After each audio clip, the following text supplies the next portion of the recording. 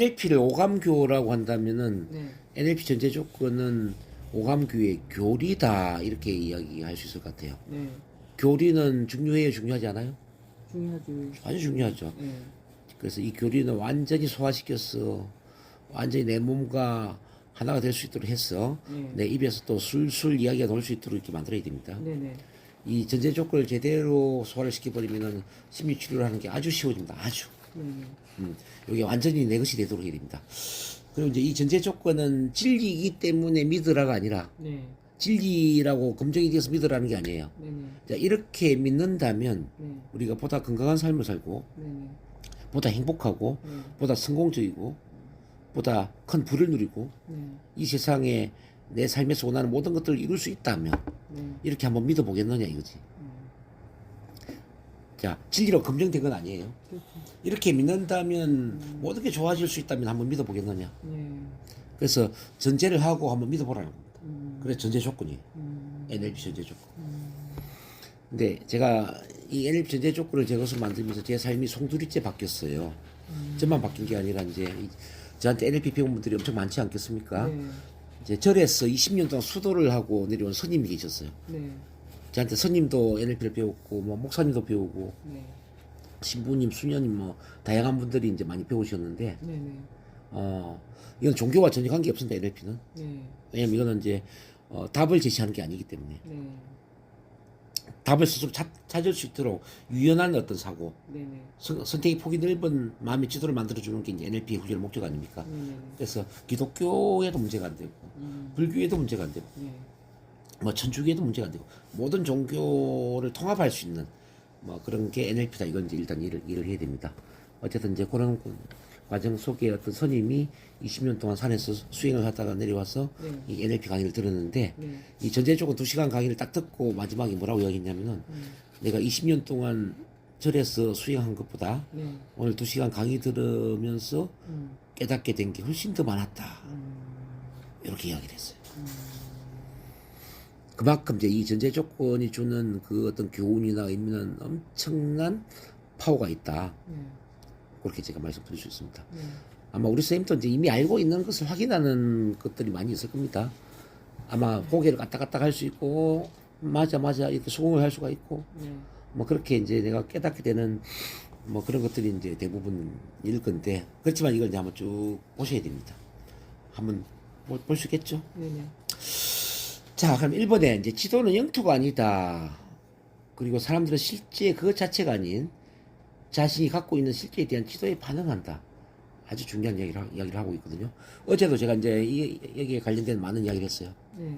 우리는 세상에 대한 정보를 받아들일 때, 네. 자, 200만 피트에 해당되는, 이른바 한 5만 자에 해당되는 엄청난 그 정보를 눈으로 보고, 귀로 듣고, 피부로 느끼고, 냄새를 맡고, 맛을 보고, 이렇게 오감을 통해서 정보를 받아들이는데, 자, 마음의 필터링에 의해서, 즉, 마음의 필터, 삭제, 왜곡, 일반화라는 필터에 의해서 많은 것들이 글러져 버리고, 실제 우리 두뇌에 들어오는 정보는 134비트, 이른바 7 플러스 마이너스 2, 5자에서 9자에 해당되는 아주 미세한 정보만 두뇌에 들어온다고 제가 말씀드렸죠. 네. 그렇죠? 네네. 그래서 이걸 이제 비유를 한다면은 전체 세상의 정보가 부산 해운대 백사장이라면 두뇌에 들어오는 것은 그 모래를 한 주먹 집어서 떨어뜨릴 때 내 손바닥에 남아있는 네. 이 모래의 양이 134피트에 불과하다. 그만큼 이제 우리 두뇌에 들어와 있는 정보는 너무나 미세하다는 거죠. 이게 이제 지도인데 네. 이 지도가 영토일 수는 없겠죠. 이 마음에 있는 정보가 세상의 모든 정보가 될 수는 없겠죠. 그렇죠. 근데 사람들은 이 지도에 반응을 한다는 거죠. 전체 세상 정보에 반응을 하는 게 아니라 지도에 반응을 한다는 거죠. 어떤 사람도 오음 진리교 같은 이단 종교에 빠져서 세상 사람들한테 까서 살포를 할 수도 있고, 또 어떤 사람들은 또 뭐 대순 진리에 빠져서 뭐 엄청난 돈을 가지고 또 조상들을 위한 제사를 지내고, 또 어떤 사람들은 또 집단 자살을 하고, 이런 이제 뭐 사이비 종교와 같은 이게 이제 지도의 반응이죠. 근데 또 사랑의 지도를 갖고 있는 경우도 있어요. 뭐 예수님은 사랑의 지도를 가지고 세상을 구원하려고 했고, 우리 석가모니께서는 또 자비로운 지도를 가지고 또 이 인간을 자비롭게 적은 지식으로 바라보면서 구제를 하려고 했고, 뭐 인도의 간디 같은 경우는 그 또 무저항 운동, 무폭력 네. 그래서 이제 그 영국을 몰아내게 되고죠. 네. 이렇게 이제 그 긍정적인 사랑의 지도를 갖고 있는 경우도 많이 있습니다. 그래서 이제 이 지도의 차이가 결과적으로 우리 운명의 차이를 결정한다 이렇게 봐도 되겠죠. 네네. 그럼 어떤 지도를 갖는 게 좋을까요? 자, 사랑의 지도, 뭐 긍정의 지도, 행복의 지도를 가지면 참 좋겠죠. 네. 그 지도에 의해서 삶이 달라지니까 말이죠. 그렇죠. 근데 이제 우리가 연구를 해보니까 편협된 지도보다는 풍성한 지도가 될수록 훨씬 더 정확하고 훨씬 더 성공적이고 훨씬 더 건강하고 행복한 쪽으로 가더라는 얘기죠. 그렇죠. 쉽게 말하면 이제 우리가 실제 지도를 그리더라도 작은 종이에 그린 지도보다는 큰 종이에 그린 지도가 훨씬 더 정확하고 올바른 지도가 될 수 있다는 거죠. 그렇죠. 우리 마음의 지도도 그래서 더 넓어져야 되고 더 풍성해져야 된다는 거. 네네. NLP 훈련의 목적은 뭐냐면은 이 편협된 네. 이 좁은 네. 이런 지도를 더 넓고 더 풍성한 선택의 폭이 넓은 융통성이 있는 그런 지도로 만들어 드리는 게 NLP 훈련의 목적이라고 볼 수 있어요. 네네. 이렇게 이제 넓은 지도를 만들어 주면은 알아서 올바른 답을 찾아가더라는 이야기지. NLP는 답을 가르쳐 주는 게 목적이 아니에요. 네. 자, 이렇게 해야 돼. 이게 정답이야. 이렇게 인생을 살아야 돼. 이런 생각을 해야 돼. 이런 행동을 해야 돼. 이런 답을 가르쳐 주지 않아요. 네. 근데 이제 이렇게 넓고 풍성한 선택의 폭이 넓은 융통성이 있는 이런 지도를 만들어 주면 본인이 알아서 아, 이게 답이구나. 이렇게 가야 되구나. 이렇게 스스로 답을 찾아가더라는 이야기죠. 그래서 이제 이건 종교와 관계가 없는 겁니다. 뭐 어떤 분은 이런 질문을 하거든요. NLP는 기독교와 비슷한 거 아니에요? NLP는 불교와 비슷한 거 아니에요? 이렇게 질문하기도 하지만 네네. 전혀 종교와 관계 없다는 거죠.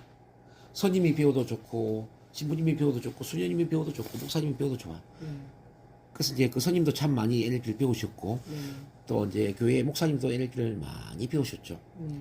우리 이제 로드랜드의 또 송강면 부총장님 같은 경우도 네. 이 NLP를 교회에서 많이 강의를 하셨어요. 목회 NLP가 있죠. 목회 NLP. 이렇게.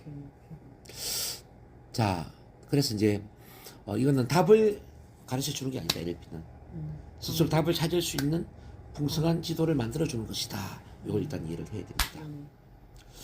자, 그래서 이제 우리가 이제 선택의 폭이 넓어질수록 네.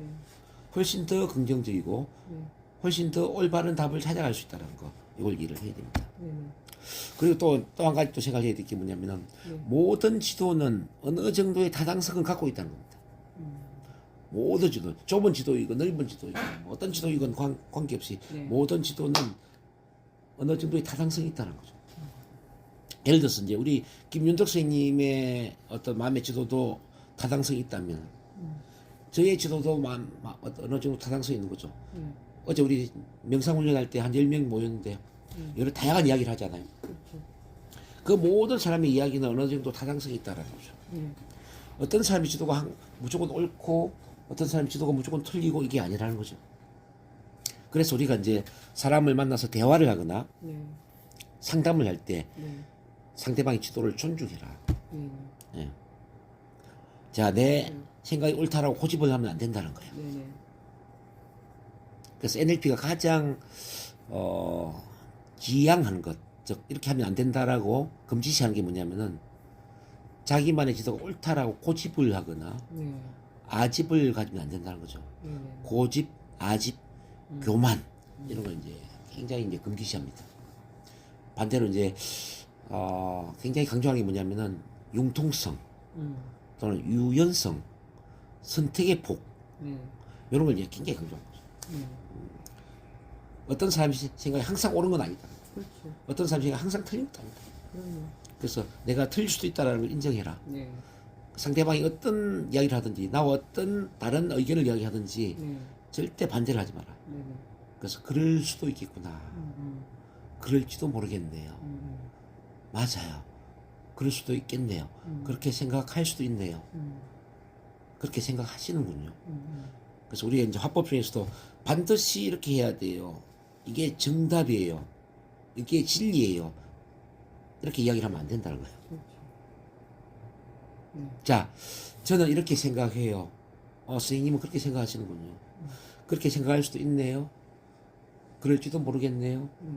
모든 걸 허용하라는 거죠. 허용하고 수용을 해라. 그러면서 아무리 다른 의견이라도 그 사람의 지도를 존중해라는 거죠. 자, 이건 NLP에서 아주 중요한 겁니다. 아주. 지도는 영토가 아니다. 그럼 이 지도를 만드는 재료가 뭘까요, 선생님? 마음의 지도의 다른 이름은 IR이잖아요. 네. IR, 어제 공부했죠? 네네. Internal Representation, IR. 다른 말로 내부 표상 체계 네. 또는 내부 표현. 그럼 IR, 내부 표상 체계의 재료가 뭐죠? 바로 오감이에요, 오감. 공감. 시각, 청각, 신체감과 후각, 미각. 네. 자, 사람마다 지도가 같을까요, 다를까요?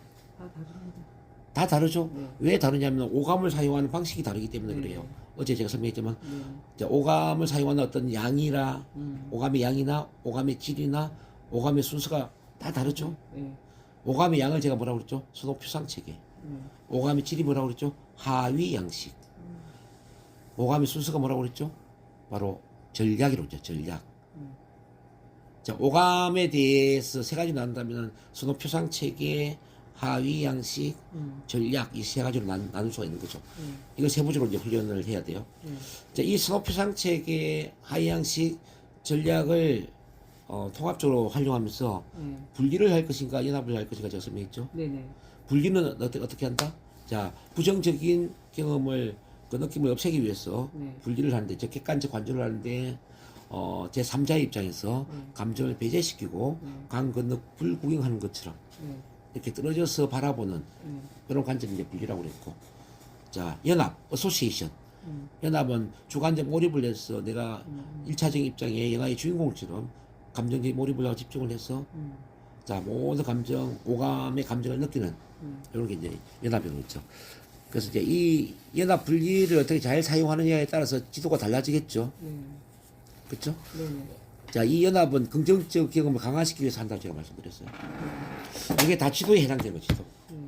자, 오감을 활용한 이 IR. 또 다른 말로 세상 모형. 또 다른 말로 지도.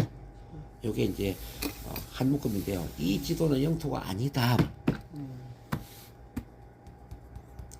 그래서 우리가 이제 이 지도를 보다 더 풍성하게 선택의 폭이 넓은 자, 유연성 있는 지도를 만들어 갈수록 보다 더 긍정적이고 올바른 쪽으로 간다라는 걸 이제 거의 말씀드리고요. 1번 이해되셨나요? 네네. 자, 1번 하나만 가지고도 뭐 NLP를 다 설명하는 거죠, 뭐. 네. 자, 2번 볼게요. 2번. 인간의 행동은 목적지향적이다. 이것도 굉장히 중요한 겁니다. 인간이 그냥 행동을 하는 게 아니에요. 네. 어떤 목적이 있기 때문에 행동하는 겁니다. 네네. 근데 그 목적이 뭔가를 이루기 위한 지향적인 목적이냐, 네. 뭔가를 극복하거나 회피를 하기 위한 회피적인 목적이냐, 여기에 따라서 행동이 결정이 되는 겁니다. 자, 지향적 목적, 회피적 목적. 지향적 목적 다른 말 지향적 동기, 회피적 동기. 자, 모든 인간은 어떻게 행동하느냐 보니까 고통을 피하고 즐거움을 얻기 위해서 행동을 한다는 거예요. 그럼 고통을 피한 걸 한번 보면은 저는 우울증을 없애고 싶어요. 발표 불안증을 없애고 싶어요. 불면증을 없애고 싶어요. 조현병을 극복하고 싶어요. 분노 조절 장애를 없애고 싶어요. 소심한 성격을 개조하고 싶어요. 이건 다 회피적이죠. 그렇죠. 뭔가를 없애는 거지. 네. 근데 반대로 저는 명강사가 되고 싶어요. NLP 치료사가 되고 싶어요. 네. 체면 치료사가 되고 싶어요. 사랑이 넘치는 치유사가 되고 싶어요. 자, 사람들 구제하고 싶어요. 자, 사람들 구원하고 싶어요. 사람들의 의식을 높여주고 싶어요. 이건 다 뭐죠? 지향적이죠. 그렇죠. 지향적이죠. 자, 회피적이건 지향적이건 어떤 동기, 목적을 갖고 있다는 거죠. 우리 상담사가 잘 해야 될 게 뭐냐면요. 바로 이 동기부여를 잘 해야 되거든요. 동기부여. 즉, 이 목적, 행동의 목적을 잘 연결시켜 줘야 되거든요. 네.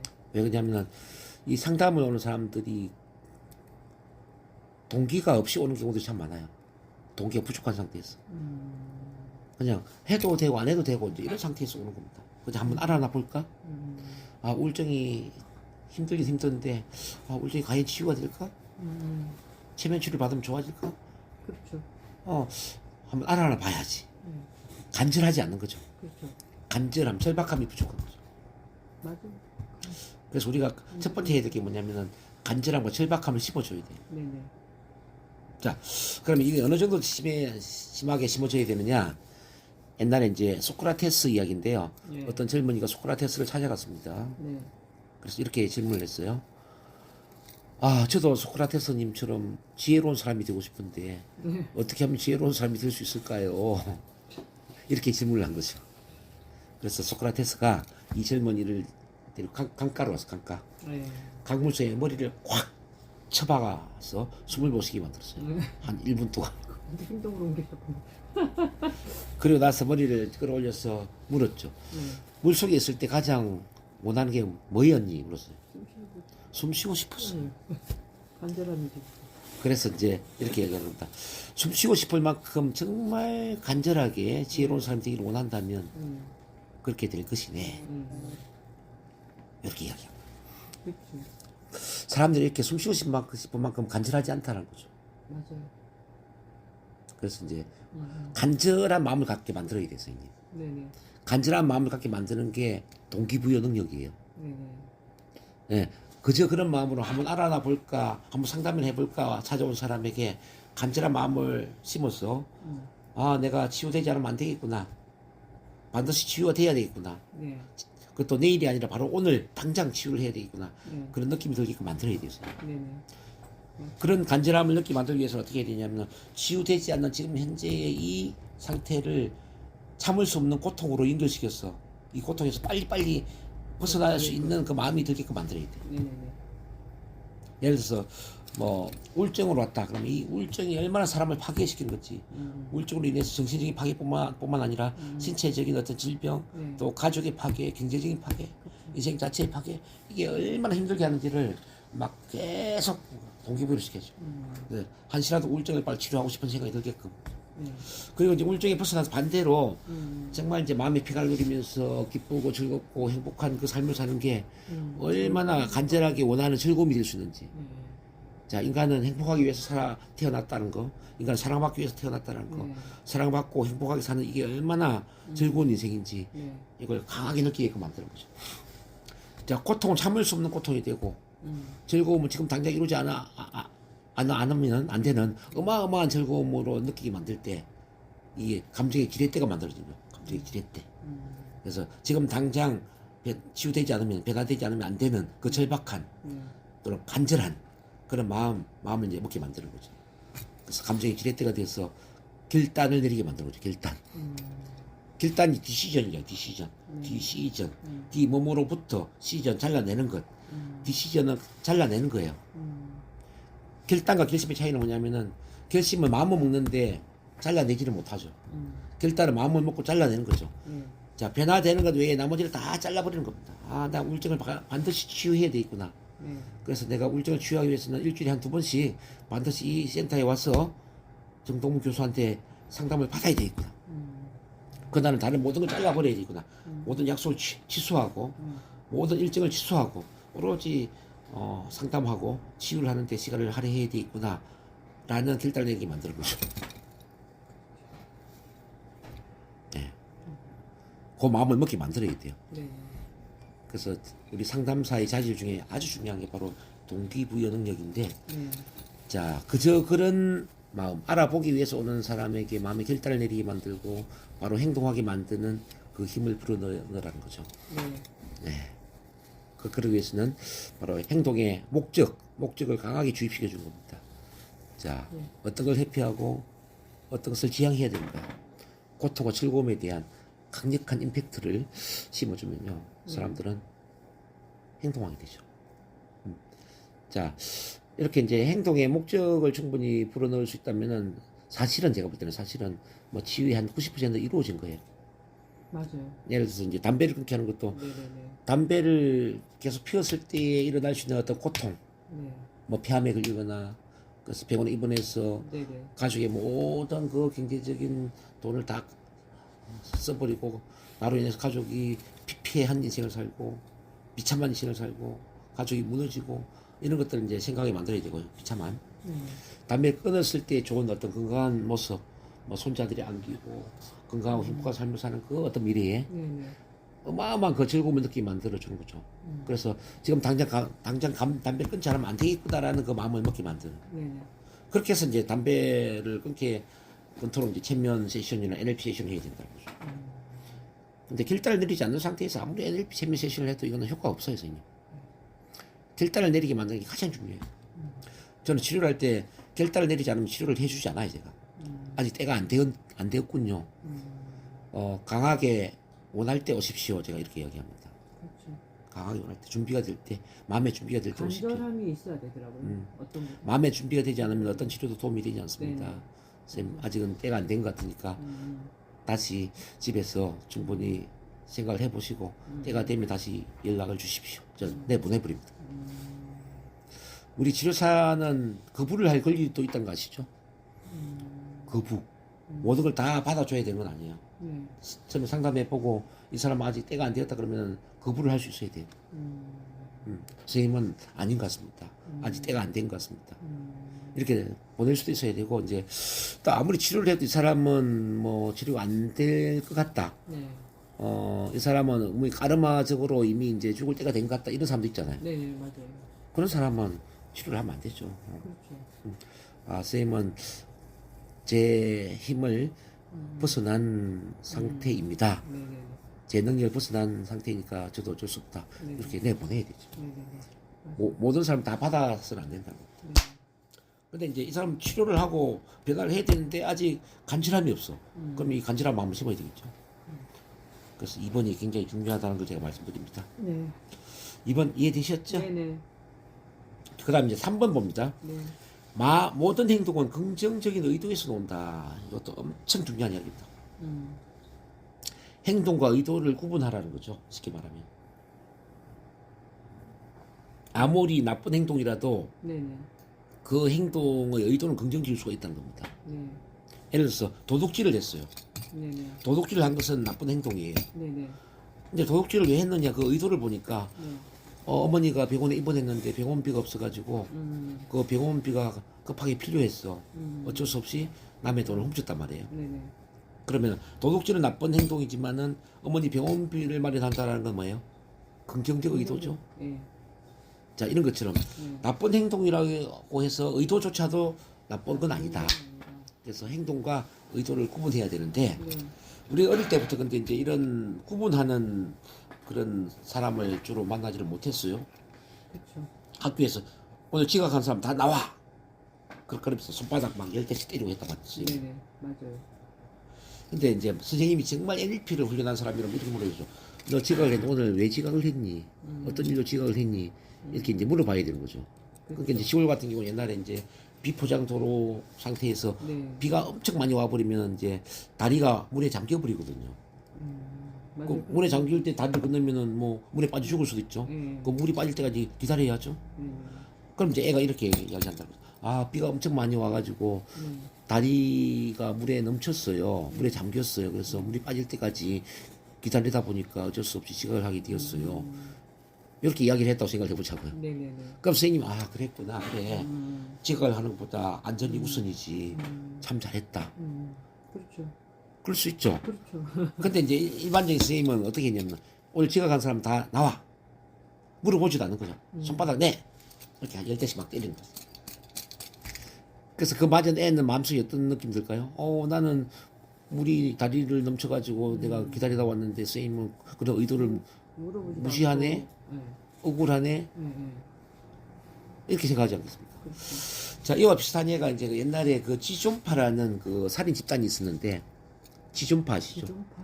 1996년도에 그 전라도 영광인가? 네. 영암인가 거기에 이제 살인 공장을 차려놓고 부자들은 다 죽인다 해서 이제 그 살인 집단이 만들어진 거예요. 20대에. 김기한이가 이제 두목이고, 그 다음에 이현양, 뭐 이렇게 한 5명이 이제 살인 집단이 만들어진 거죠. 그래가지고 좀 부자로 보이는 뭐 벤처 자동차를 탄다든지 뭐 이런 사람은 무조건 그냥 납치를 해가지고 죽여요? 죽이고 뭐 돈을 빼앗고 뭐 이렇게 된 거예요. 예. 그리고 심지어는 그 사람을 죽여가지고 사람의 그 간도 씹어먹고 뭐 뭐. 식인을 하고 식인. 이렇게 사회적 논란이 됐잖아요. 1996년도에 그 지존파는 유명해요. 96년도. 근데 이제 이 지존파가 어떻게 결성이 됐느냐를 이제 연구를 해보니까요. 그 두목이 김기한인데 이 김기한이가 국민학교 다닐 때는 공부를 아주 잘했대요. 네. 국민학교 1학년, 2학년, 3학년 때 학급 반장을 했답니다. 네.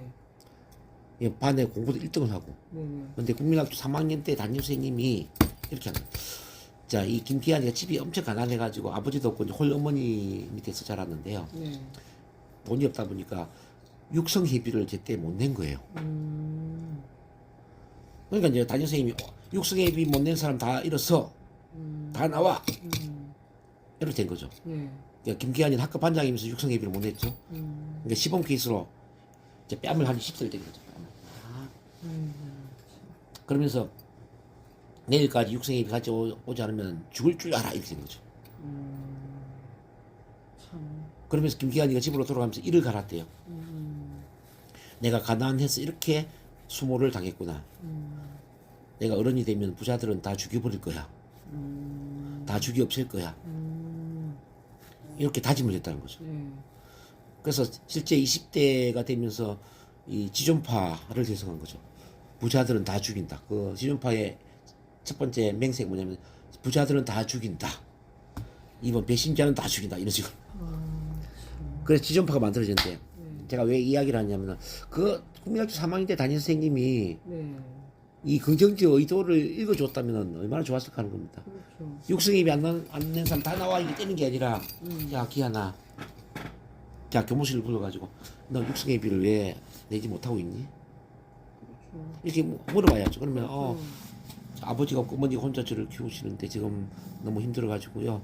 지금 육성예비를 낼 상황이 안 돼요. 그래서 어머니가 농사가 좀 잘 되고 추수가 되면은 돈 벌어서 내겠다고 하던데요. 죄송합니다. 예를 들어서. 그래서 만약에 그 선생님이 그러냐 그렇게 힘들구나. 그럼 선생님 월급으로 온 육성예비를 대신 내줄 테니까 그때 꼭 갚아라. 만약 이렇게 했다고 한번 생각해 보자고요. 네. 아니면 네가 어른이 돼서 성공해서 갚아라. 네. 선생님이 다는 못 내주지만 너한테는 학급 반장이고 하니까 육성예비 내줄게. 그랬다면 어떻게 됐을까 이 김기한이가? 그날 집에 가면서 일을 갈면서 부자들은 다 죽일까 이렇게 생각했을까요? 아무튼 선생님이 모델이 돼서 오늘도 그렇게. 아마 선생님이 그 선생님에 대한 엄청난 감사와 은혜, 세상은 참 따뜻하네. 네네네. 이런 선생님도 계시네. 나도 어른이 되면 사람들한테 정말 도움을 주는 사람이 돼야 되겠네요. 네. 어차피 그럴 수도 있잖아. 그렇죠. 그럼 김기한이가 지존파를 만들진 않았을 거예요. 그렇죠. 그렇죠. 자, 저 개인에 대한 이야기도 한번 해볼게요. 저는 국민학교 5학년 때까지는 반에서 10등 안에도 들지 못했어요, 선생님. 제가. 공부를 못했단 말이에요, 제가. 그것도 국민학교가 시골 국민학교인데, 시골 국민학교에서 반에 10등도 안 됐으니까 뭐 공부를 엄청 못한 거죠. 그러던 제가 안 하셨겠죠, 뭘. 6학년이 돼서 반에 1등을 했단 말이에요. 그러니까. 갑자기 1등을 했어요. 네. 이 이야기를 제가 해드리죠. 어떻게 5학년 때까지는 반에 10등도 안 되던 제가 6학년이 되면서 반에 1등을 했을까? 근데 6학년이 되니까 이제 매주 시험을 치는 거예요. 네. 주간교사를 치는 거예요. 주간고사. 옛날에 뭐 월간고사 이런 게 있었잖아요. 네. 중간고사 이런 게 있었는데 이제 주간고사. 매주 시험을 치는 거지. 한 번은 이제 공부를 안 한 상태에서 이제 이른바 큰 닉을 했어. 큰 닉. 부정행위. 밑에 뭘 좀 책을 펴놓고 이제 뭐 예를 들어서 이제 답을 쓰는 선생님 그걸 본 거예요. 네. 예, 정동문 교무실로 와 이렇게 된 거지. 그러나 교무실에 가서 엄청 꾸지람들을 이제 각오를 하고 이제 제가 갔죠. 이제 선생님이 앉아서 이제 이야기를 야 동문아 너 공부 잘하고 싶냐? 공부 잘하고 싶니? 예, 그렇다고 이제 고개를 갔다 갔다 하니까 그럼 앞으로는 부정행위를 하지 말고 선생님이 전과를 하나 줄 테니까 네가 스스로 공부를 해서 공부를 잘하는 사람이 되라. 그 동화 전과를 하나 준 거죠. 예. 동화 전과 뭐 이런 게 있었잖아요 옛날에. 네. 전과죠. 전과목을 이제 알아요. 있었어요. 그 저희도 그걸로 했었어요. 동화 전과를 하나 선물로 준 거예요. 사기도 힘들었는데. 예. 그때도. 집으로 들어오는 길에 얼마나 감동을 했는지 막 펑펑 눈물 흘리면서 온 거예요. 그 전과가 얼마나 귀한 선물인지 그때부터 정가를 손에 놓지 않았어. 밥을 먹을 때 정가를 보고 잠을 잘 때 정가를 머리맡에 두고 자고 항상 가슴에 품고 이제 공부를 한 거죠. 그러니까 그 다음 시험 중에 바로 1등을 해버린 거예요.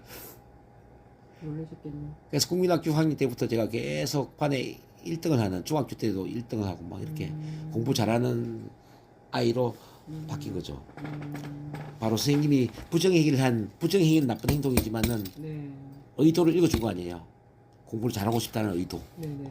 그래서 정가를 선물해 준 거 아니에요. 네. 새로운 정동문이가 태어나는 순간이었죠. 그러네요.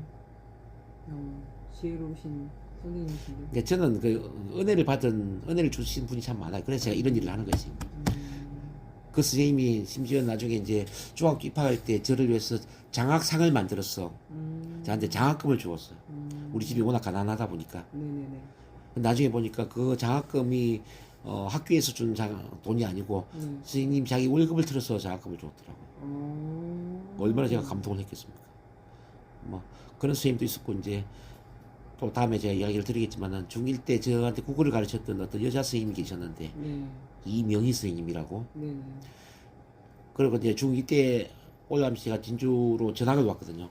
전학 온 이후에 이제 감사의 편지를 쓰는 게 계기가 되었는데, 세상에 고3 졸업할 때까지 한 200통의 편지를 저한테 써주시면서 저한테 사랑을 키워주고 자존감을 키워주고 꿈과 희망을 심어주는 이제 그런 뭐 코치 역할을 하셨죠. 코치.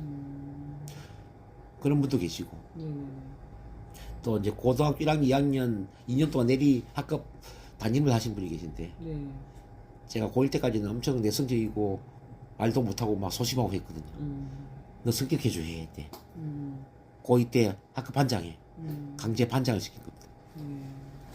학급 반장을 시켜가지고 막 강하게 어떤 트레이닝을 시켜주는 이제 이런 분들 계세요. 그래서 이런 이제 맑아지네. 이런 스승님들을 잘 만나면서 제가 이제 이렇게 그쵸. 치유사가 되고, 참 만남, 또 심리 가족을 만드는 사랑의 치유사도 됐죠. 그러니까 이제 이렇게 행동의 긍정적 의도를 읽어주느냐 읽어주지 않느냐에 따라서 인생은 완전히 달라져 버린다는 겁니다. 우리가 담배를 끊게 할 때도 이제 이런 것들이 그대로 접목이 될 수 있는데요. 네. 담배를 피는 것은 나쁜 행동이잖아요. 그렇죠. 근데 담배를 피는 의도는 긍정적일 수가 있거든요. 네. 그냥 무조건 담배를 끊으세요, 끊어야 돼 라는 것보다는 담배를 피면 뭐가 좋아요? 담배를 어떤 의도로 피세요? 네네. 묻는 거죠. 그럼 대개는 긴장이 완화돼요, 그렇죠. 마음이 편안해져요, 네네. 스트레스가 해소됩니다. 네네. 뭐 그런 이야기를 할 겁니다. 그렇죠. 아, 그러시군요. 그러면은 뭐 스트레스 해소하고 긴장이 풀리는 건 참 좋은 일이네요, 그죠? 네네. 그럼 이런 건 어때요? 담배 피는 것을 대체할 수 있는, 그러면서 담배 피는 거 말고 긴장을 완화시키거나 스트레스를 줄여주는 그런 더 좋은 대체적인 행동은 뭐가 있을까요? 묻는 거죠. 그러면 뭐 산책을 한다든지 샤워를 한다든지 명상을 한다든지 뭐 운동을 한다든지 이런 게 있지 않겠습니까? 그렇죠. 좋아요. 그런 활동을 함으로써 긴장이 완화되고 스트레스가 해소될 수 있다면은, 그러면은 그런 행동을 함으로써 담배를 대체시킬 수도 있겠네요. 담배를 피지 말고 앞으로는 이렇게 명상을 하거나 네. 또 산책을 하거나 또 편안한 음악을 듣거나, 이건 어때요? 아, 그럴 수 있겠네. 그렇게 한번 해보실까요? 이러면 어때요? 많이 달라질 수 있겠죠. 그래서 그렇죠. 그래서 이제 이걸 활용한 게 다음에 이제 훈련하게 될 6단계 관점 바꾸기라는 거죠. 네네. 6단계 관점 바꾸기가 이제 우리 그 마음에 이제 창구를 만드는 겁니다. 담배를 끊다면 담배 분화님, 자, 저랑 대화를 할 수 있겠습니까? 그럼 오른쪽 손바닥이나 왼쪽 손바닥이 나와서 저랑 대화를 한다면 어느 쪽으로 놓으시기를 원하세요? 오른쪽 손바닥. 오, 그래요. 담배 분화님, 저랑 대화를 해주셔서 감사합니다. 자, 담배 분화님, 담배를 피우면 뭐가 좋아요? 담배를 피우면은 어떤 게 좋아질 수 있나요? 그래요. 긴장이 완화되고 스트레스가 줄어들고 마음이 편안해져요. 아, 그러시군요. 그렇다면 이 담배를 피면서 좋아지는 이런 뭐 스트레스 해소나 긴장 완화를 시킬 수 있는 또 다른 행동이 있다면은 담배를 안 필 수도 있겠네요. 네. 좋아요. 그러면 창의적인 생각하는 창조부나님, 창조부나님 왼쪽 손바닥에 나와서 저랑 대화할 수 있을까요? 좋아요. 자, 창조부나님, 제가 질문할게요. 창조부나님은 창의적인 생각을 잘하는 분이니까 아마 창의적인 아이디어를 제시할 수 있을 거라고 보는데요. 담배부나님께서 긴장을 완화하고 스트레스를 완화시키는 그 목적으로 담배를 핀다고 하는데, 담배 피는 것을 대체할 수 있는 네. 보다 더 긍정적인 행동으로서 긴장을 완화시키거나 스트레스를 해소시킬 수 있는 행동이 있다면 뭐가 있을까? 세 가지만 한번 이야기해 봅니다. 그럼 창조부나님 이야기한 거죠. 예, 뭐 등산을 하는 것도 좋고요, 산책을 하는 것도 좋고요, 뭐 수영을 하는 것도 좋고, 샤워를 하는 것도 좋고, 편안한 음악을 듣는 것도 좋고, 명상을 하는 것도 좋고, 책을 읽는 것도 좋을 것 같아요. 그럼 그 중에 가장 우선적으로 1순위, 3순위, 2순위, 3순위까지 이야기한다면 뭐가 있을까요? 1순위는 명상하는 것, 2순위는 독서를 하는 것, 3순위는 샤워를 하는 거예요. 그렇구나.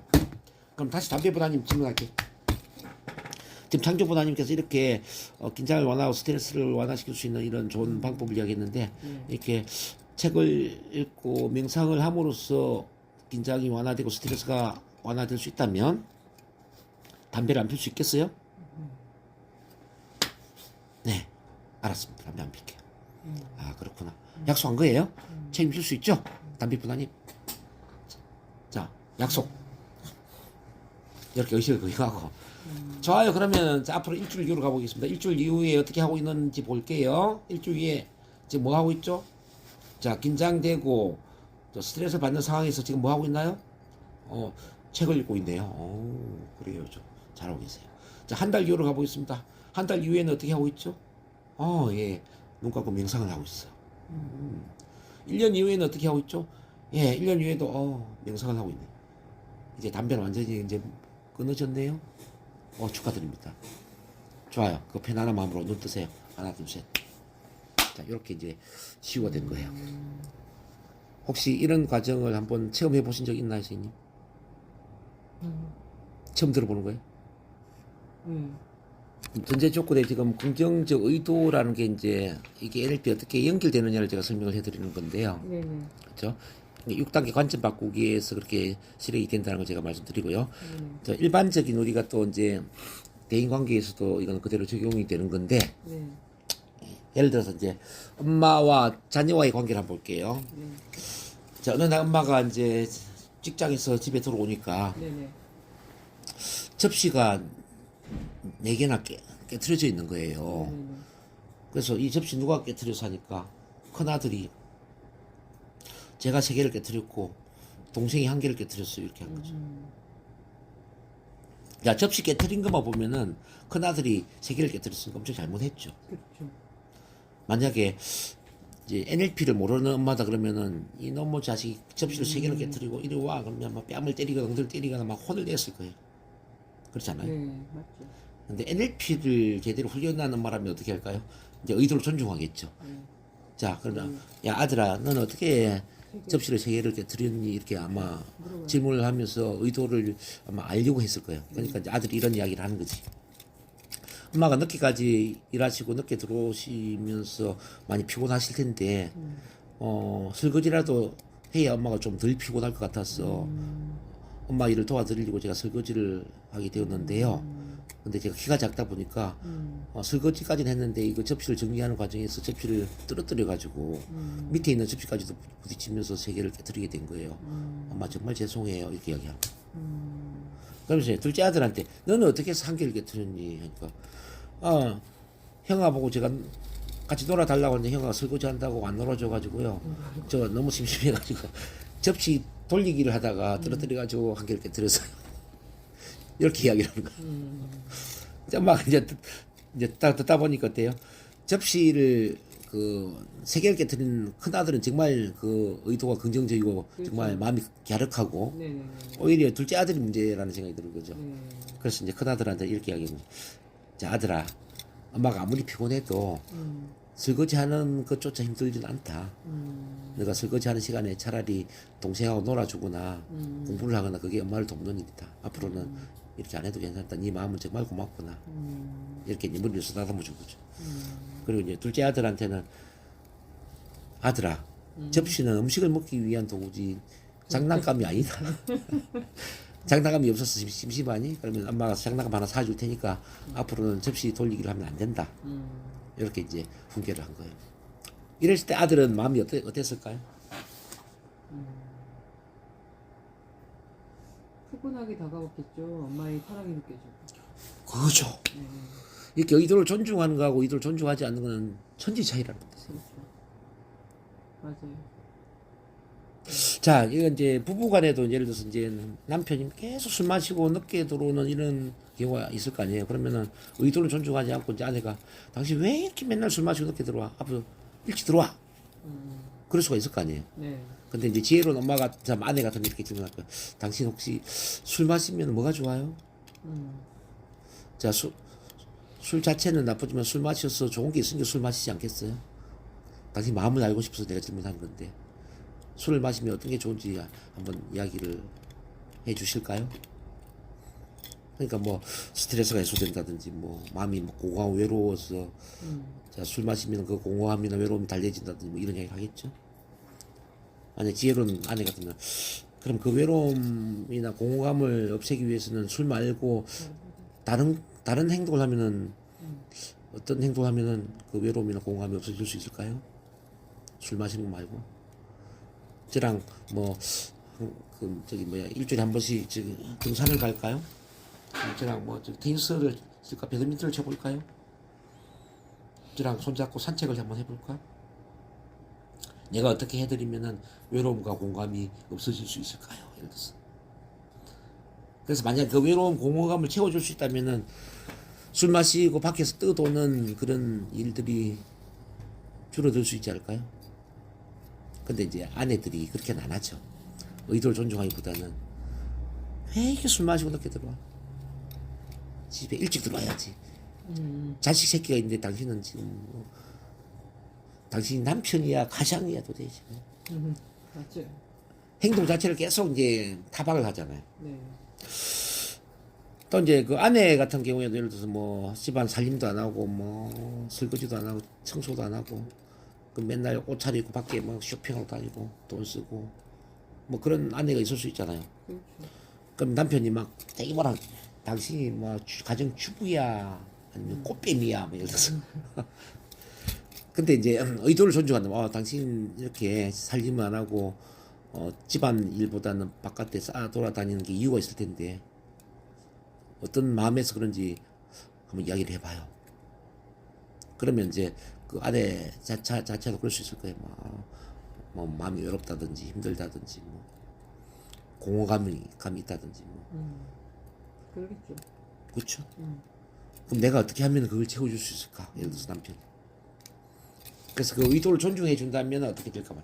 의도를 존중해 준다면 어쩌면 아내가 좀 가정에 더 집중을 하고 막 밖에서 아도는 일이 줄어들 수도 있지 않을까라는 겁니다.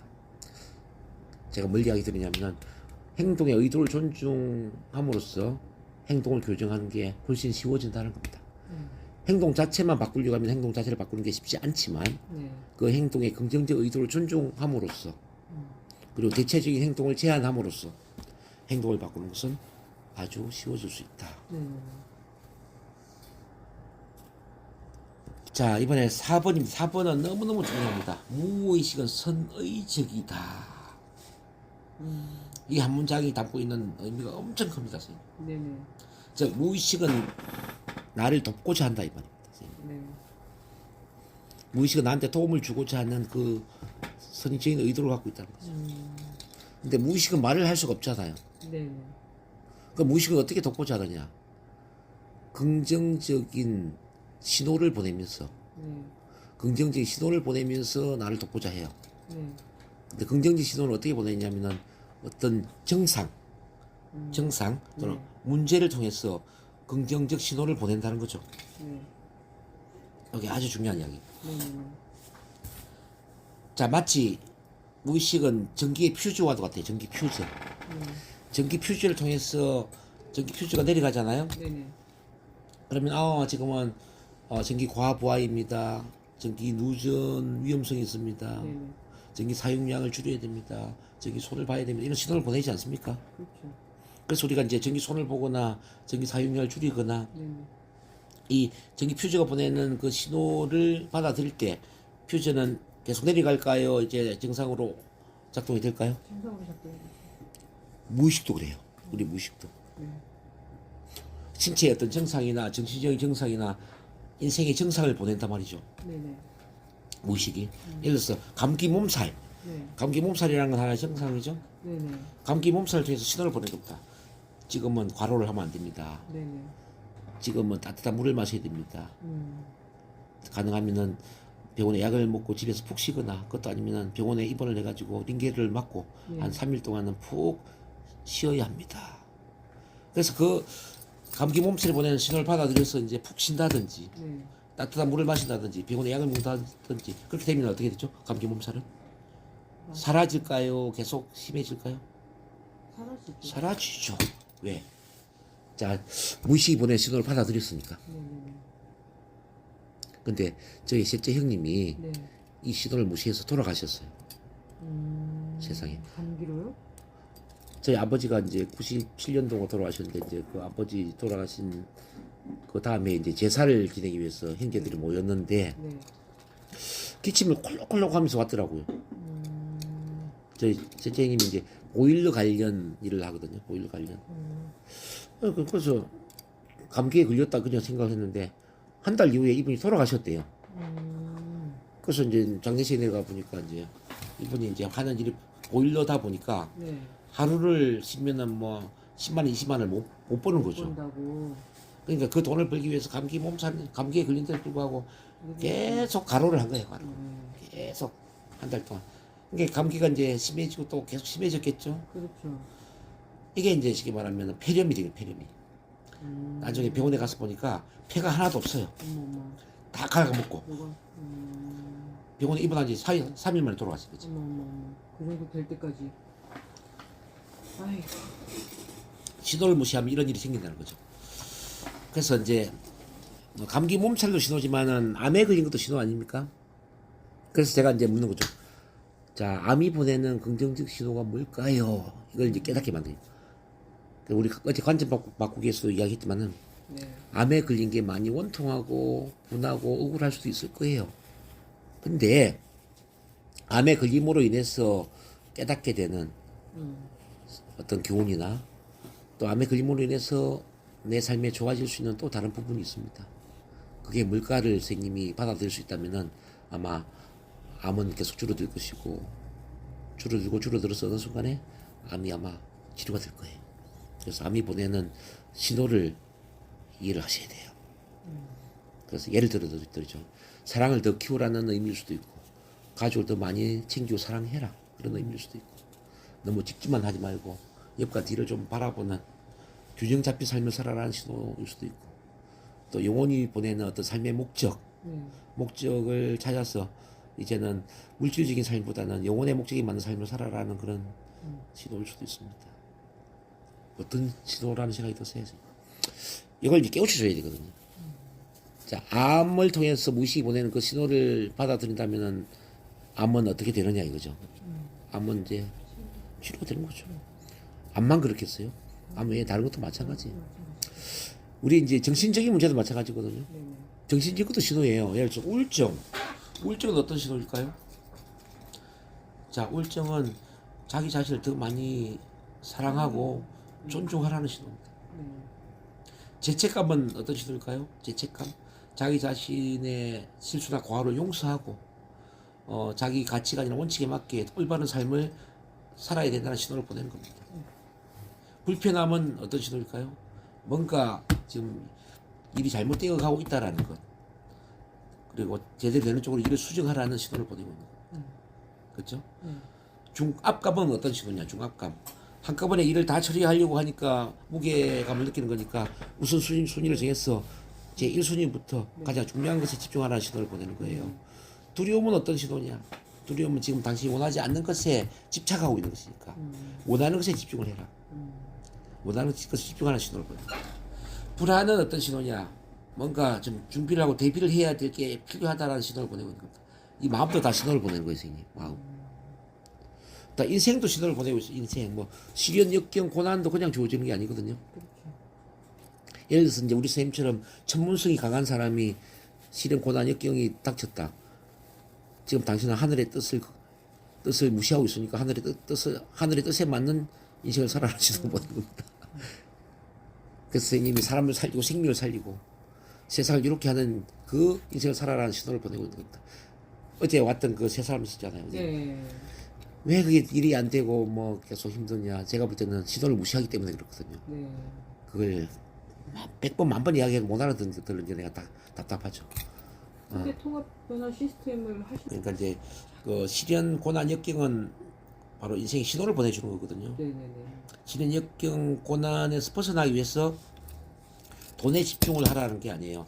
이 시련, 역경, 고난은 뭐냐면은 인생의 사명을 발견하고 삶의 목적에 맞는 네네. 즉 영혼의 계획에 맞는 네네. 그 인생의 방향으로 다시 돌아오라는 이야기거든. 네.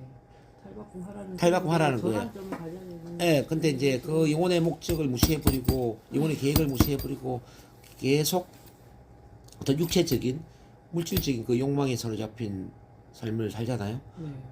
그럼 영혼이 시련 고난 역경에서 벗어날 수가 없는 겁니다. 그렇죠. 점점 더 근데 이게 올라가야 되잖아요. 네. 영적인 급도 이제 올라가야 되는데 다시 그 지하 세계까지 파고 들어가는 경우가 생기실지 그러거든요. 어느 지점까지 갈지는 모르겠지만 빨리 깨우쳐야죠. 그럼 이제 어제 이제 저기 오경수 기사라는 분이 있어요. 어제 그 치킨 사신 분. 치킨 사심을 이분은 이제 네. 그걸 아시는 분이야. 자, 인생 그분도 왜 힘든 일이 없었겠어요. 시련, 역경, 고난 이런 것이 보낸 신호를 잘 이해를 하더라고. 네네네. 그렇게 지금 인생이 바뀌고 있거든요. 저런 분은 진짜 성공을 하죠. 뭐. 그렇죠.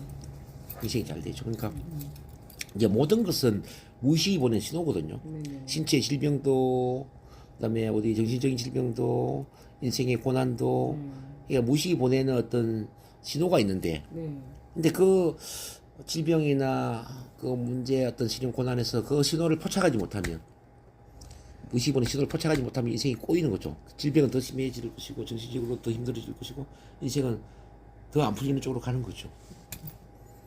본인이 알아차려야 되는 거예요. 그런 경우는 스스로가 알아차려야. 그래서 깨우쳐야죠. 깨달아야지. 깨우쳐야죠, 그러니까. 예.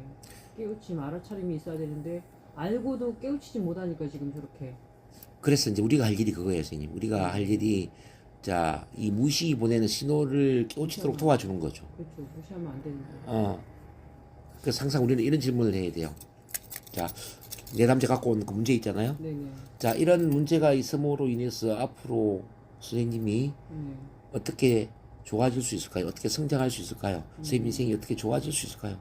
이런 문제를 통해서 무엇을 배울 수 있을까요? 이 문제가 보내는 교훈이 있다면 그 교훈은 무엇일까요? 이런 질문을 계속해서 그 문제가 보내는 신호를 깨우칠 수 있게끔 도와줘야 돼요.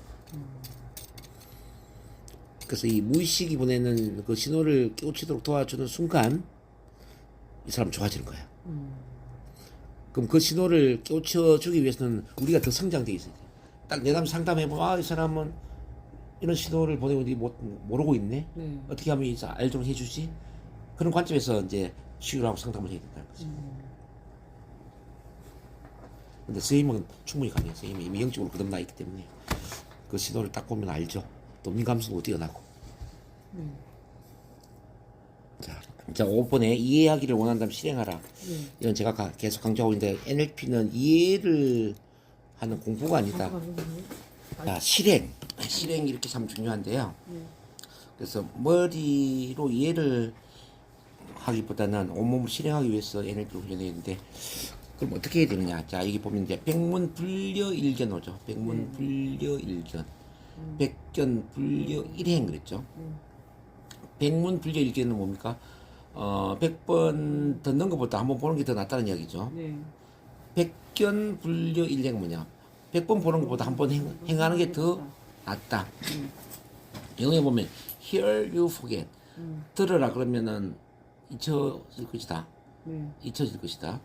See you memorize. 보아라 그러면 당신은 기억할 것이다. 암기할 것이다. 네네. act you understand. 행동해라 그러면 이해할 것이다. 이해할 것이다. 그래서 이 행동 실행하는 게 참 중요한데요. 지금 이 NLP 전제 조건도 우리 선생님 인생에 그대로 적용을 시켜서 실행을 해야 됩니다. 네. 이 전제 조건이 시키는 대로 생각하고 사고하고 행동하고 네네네. 삶을 또 바라보고 네. 그게 필요합니다. 그래서 저는 이제 가르치는 훈련을 시키는 겁니다. 네네. 가르치는 게 가장 잘 배우는 것이다. 이른바 teaching is learning. 네네. 자, 이게 가르치는 걸 바로 가르치게 만들어 버리니까 가장 빠르게 이해를 하더라는 거죠. 네. 그래서 일요일 날 이제 선생님 오시면 일요일 날 오후 2시부터 6시까지는 가르치는 훈련을 할 거예요. 네.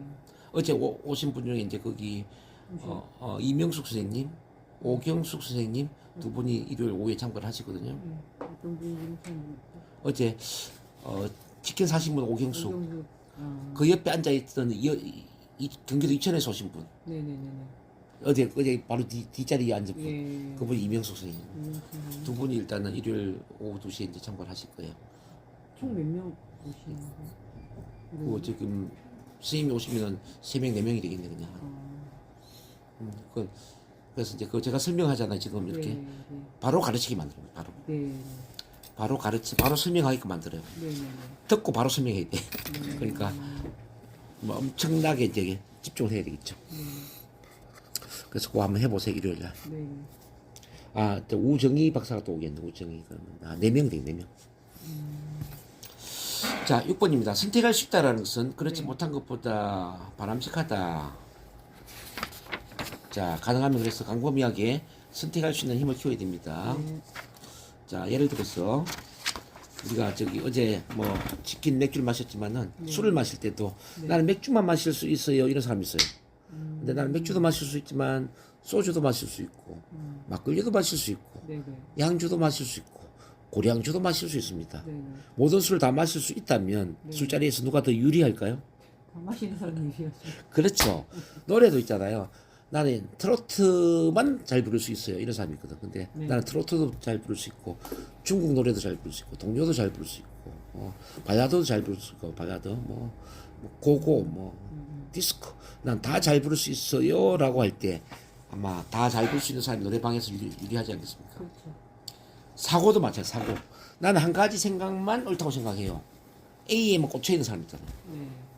주관이 뭐 뚜렷하다 이런 이야기. 근데 주관이 뚜렷하다 이거 쏙 좋은 게 아니에요. 그렇죠. 자, 나는 A만 생각해. A만 옳다고 생각해. 이것보다는 A일 수도 있고, B일 수도 있고, C일 수도 있고, D일 수도 있고, 네. E일 수도 있고. 이게 사고의 이제 이 패턴이 다양한 거죠. 네네네. 유연한 거죠. 네. 유연한 사람이 훨씬 더 긍정적이라는 거죠. 네. 한 가지만 생각하는 것보다는 두 가지, 세 가지 그 이상을 생각하는 게 훨씬 더 긍정적이다. 네. 문제라는 건 뭐냐면 한 가지 생각이 빠져있기 때문에 문제가 되는 거 아니에요? 맞습니다. 그렇죠? 그럼 뭐한 가지 생각에만 빠져 있는 사람이 두 가지 이상 생각을 하는 순간 문제에서 벗어나는 거죠. 우리가 할 일이 바로 그거야. 한 가지 생각에 빠져 있는 사람을 두 가지 이상의 생각을 할 수 있게끔 도와주는 겁니다. 자, 이제 발표 불안증을 갖고 오는 분들이 저한테 참 많이 있는데요. 네. 이분들은 오로지 긴장 떨림을 없애는 데만 꽂혀 있거든요. 네. 긴장 떨림이 언제 없어질까요? 이렇게 이야기해요. 그럼 저는 이렇게 이야기를 해요. 긴장 떨림은 평생 죽을 때까지 없어지지 않는데요. 그럼 어떡하죠? 이 세상에 긴장 떨림이 없는 사람은 아무도 없어요. 저도 긴장 떨림이 있고 텔레비전에 강호동 씨도 뭐 유재덕 뭐 유명한 연예인들이 있잖아요. 네네. 다 긴장 떨림이 있어요. 근데 이 세상에는 긴장 떨림은 있지만 긴장 떨림에 대해서 긴장 떨림을 없애고자 하는 사람과 긴장 떨림에 신경을 쓰지 않는 사람 이 두 종류의 사람이 있을 뿐입니다. 선생님 어떻게 변화를 해야 될까요? 긴장 떨림을 없애고자 하는 그 마음에서 긴장 떨림에 신경 쓰지 않는 그 마음으로 바꿔요. 변화를 해야 되는 거예요. 네. 즉 신경증적인 문제를 갖고 있는 거잖아요. 네네네. 그러면 신경을 쓰지 않기 위해서는 어떻게 해야 될까요? 자, 선택의 폭이 넓어져야 돼요. 네. 나는 긴장하면서 스피치를 할 수도 있고 편안하게 스피치를 할 수도 있고 네. 자신감 있게 스피치를 할 수도 있고 열정적으로 스피치를 할 수도 있고 대화를 하듯이 스피치를 할 수도 있고 강의를 하듯이 할 수도 있고 연설을 하듯이 할 수도 있고 유머스럽게 할 수도 있고 이렇게 다양하게 할 수 있다면 어떨까요? 다양한 스피치 능력이 있다면 긴장 떨림에 신경 쓸까요? 안 쓸까요? 안 쓰죠. 안 쓰죠. 선택의 폭이 넓어지니까 네. 자, 문제에는 신경을 안 쓰더란 이야기입니다. 네. 자, 중독이라는 것도 따지고 보면은 한 가지 행동에 빠져 있는 게 중독 아닙니까? 그렇죠. 도박 중독은 뭐예요? 도박에 빠져 있는 거잖아요. 네. 그럼 도박 중독에서 벗어나려면 어떻게 해야 되죠? 자, 나는 도박을 하는 것도 잘할 수 있어. 도박을 안 하는 것도 잘할 수 있다. 이 두 가지 되면 어떻죠? 난 도박을 할 수도 있고 안 할 수도 있어. 도박하는 것도 잘하는데 네네네. 도박을 안 하는 것도 잘해. 그렇죠. 두 가지를 더 잘해버리면 이 사람은 어떻게 될까요? 이미 도박에서 벗어나는 거죠. 네네. 알코올 중독 마찬가지예요. 알코올 중독은 술 마시는 것만 잘하는 거잖아요. 그렇죠. 근데 난 술 마시는 것도 잘하고 술 안 마시는 것도 잘해. 그렇죠. 그러면 어떻게 되죠? 이미 알코올 중독에 벗어난 거죠. 우리 선생님 남편이 뭐에 빠져 있다고 그랬죠? 어제 참 뭐. 예?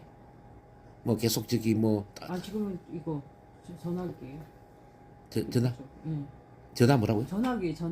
아. 전화기 게임이나 아 전화기 게임에 빠져 있어. 게임이나 뭐 이런 그럼 거. 좋아요. 전화기 게임 도박이죠. 게임 도박. 전화기 게임이나 전화기 어떤 도박에만 빠져 있다 그러면 뭐죠? 이제 도박 중독이잖아요. 네네. 전화기 게임 중독. 네네네. 이걸 벗어나게 하면 나는 전화기 게임도 잘할 수 있어. 전화기 게임 안 하는 것도 잘할 수 있어. 그렇죠. 이 두 가지를 잘할 수 있도록 만들어 버리면 어떻게 되냐 이거지. 그러면은 이미 중독에서 벗어나는 거잖아요. 네네. 그래서 뭐 강박증도 그렇고요, 뭐 중독도 그렇고요, 뭐 이 모든 문제는 한 가지에만 빠져 있는 거거든요. 선택의 폭이 없는 거죠. 한 가지만 잘하는 거죠. 그래서 한 가지만 잘하는 사람을 그 반대도 잘하게끔 만들어 버리는 순간 네네. 문제에서 벗어난다. 그래서 담배를 끊지 못하는 사람에게 이렇게 질문하죠. 선생님, 담배 피는 걸 잘할 수 있죠? 어떤 하나를 잘할 수 있다는 것은 그 반대도 잘할 수 있지 않을까요? 선생님, 담배 피는 걸 잘할 수 있으니까 담배 안 피는 것은 언제부터 잘할 수 있을까요? 담배 안 피는 걸 언제부터 잘할 수 있을까요? 없는 거죠. 언제부터 담배 끊을까가 아니라 담배 안 피는 것을 언제부터 잘할 수 있을까요? 네. 자, 담배 피는 걸 잘할 수 있다면 담배 안 피는 것도 잘할 수 있잖아요. 네네. 그렇지 않아요? 네네. 그러니까 담배 안 피는 걸 언제부터 잘할 수 있을까요? 느낌 어때요 지금? 자, 이 말이 예술 아닙니까? 예술. 담배 안 피는 걸 언제부터 잘할 수 있을까요? 아니 말장난하는 것처럼 느껴지지만 그게 아니죠 사실은. 뇌에 확 꽂히는 말이죠. 담배 안 피는 걸 언제부터 잘할 수 있죠? 자, 선생님 도박 잘할 수 있잖아요. 도박을 안 하는 것도 잘할 수 있겠네 그러면. 도박하는 걸 잘할 수 있으니까. 도박 안 하는 것은 언제부터 잘할 수 있죠? 도박 안 하는 걸 잘할 수 있잖아요. 자, 이렇게 이제 그래서 두 가지를 다 잘하게 만들어 보는 겁니다. 뭔가를 없앤다라는 게 아니라 두 가지를 잘할 수 있으면은 어차피 도박을 안 한 쪽으로 가는 거예요. 선생님. 자, 모든 게 그래요. 이제 문제적인 행동을 하는 걸 잘한다면 문제가 아닌 행동을 하는 것도 잘할 수 있단 말이에요. 그래서 문제적인 행동 반대에 문제가 아닌 행동을 잘할 수 있도록 도와줘 버리면은 문제가 아닌 쪽으로 사람은 바뀐다 이 말이죠. 왜냐하면 모든 인간은 긍정을 지향하거든요. 자, 선택의 폭이 넓어지면 그 중에 최선의 선택을 하거든요. 최고의 긍정적인 쪽으로 선택을 해서 가거든요. 물고기를 물에 풀어주면은 가만히 있는 것과 헤엄치는 것, 물고기는 가만히 있을 수도 있고 헤엄칠 수도 있지만은 근데 어느 쪽으로 가느냐면은 헤엄치는 것을 선택한다 이 말이죠. 그렇죠.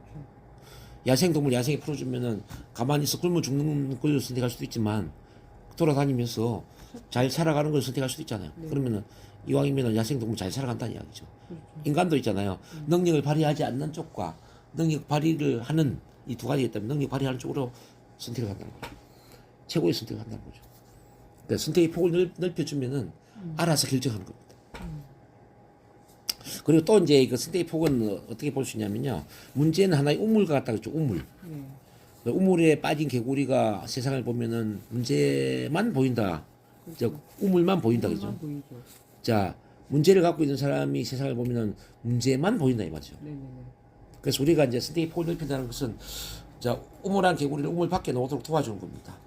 자, 우물 밖에 놓으면은 우물도 있지만 나무도 있고 풀도 있고 꽃도 있고 산도 있고 바다도 있고 강도 있고 막 너무 많아요. 볼 수 있는 게 너무 많아요. 선택의 폭이 너무 넓어진 거죠. 그럼 개구리 입장에서는 그 중에서 무엇을 볼까요? 우물을 볼까요? 바다를 볼까요? 강을 볼까요? 최소한 우물은 신경 안 쓰여지는 겁니다. 그렇죠. 우물 외에 볼 게 너무 많으니까. 네네. 그렇지 않아요? 맞아요. 자, 문제도 같은 거 올려. 문제도 우물인데 이제 문제 밖에 나오게 도와주는 겁니다. 우리가 그 사람 문제 밖에 나와서 문제 아닌 것을 보게 만드는 거죠. 자, 당신은 문제도 갖고 있지만 문제 아닌 것도 있잖아요. 그 문제 아닌 게 뭐가 있죠? 당신의 장점도 있고요. 재능도 있고요. 당신만의 가치도 있고, 꿈도 있고, 목표도 있고, 비전도 있고, 당신이 사랑하는 사람도 있고, 가족도 있고, 좋은 게 얼마나 많아요. 자, 이 문제 아닌 걸 막 보게 만들어주는 거죠. 아, 볼 게 참 많네. 선택의 폭이 막 넓어졌네, 이거지. 그러면 문제에 계속 집착을 하느냐? 그렇지 않다는 거죠. 문제에 집착적인 마음에서 이제는 더 좋은 걸 보게 만들죠. 그래서 문제에 신경을 안 쓰게 되고, 네. 문제는 사라지는 겁니다. 발표 불안증 치료할 때도 제가 이제 이런 걸 많이 쓰는데, 긴장 떨림은 없애는 게 아니라, 네. 긴장 떨림 이외에 네. 다른 것을 많이 훈련하는 거예요. 선생님은 지금 긴장하고 떠는 것만 잘하잖아요. 긴장 떨림 외에 편안하게 말하는 것도 잘하고요. 자신감 있게 말하는 것도 잘하고, 연습하듯이 말하는 것도 잘하고, 강의하듯이 말하는 것도 잘하는 겁니다. 이렇게 할 수 있는 게 많아지잖아요. 그럼 어떻게 될까요? 긴장 쪽으로 갈까요? 더 나은 쪽으로 갈까요? 선생님이 잠재의식은 더 나은 쪽으로 가기를 갈망하죠. 그래서 내가 잘하려고 애를 쓰지 않지만 잘하는 거예요. 긴장 떨림은 없애는 게 아니라 긴장 떨림 이외의 선택의 폭을 넓히는 겁니다. 지금 느낌 어때요?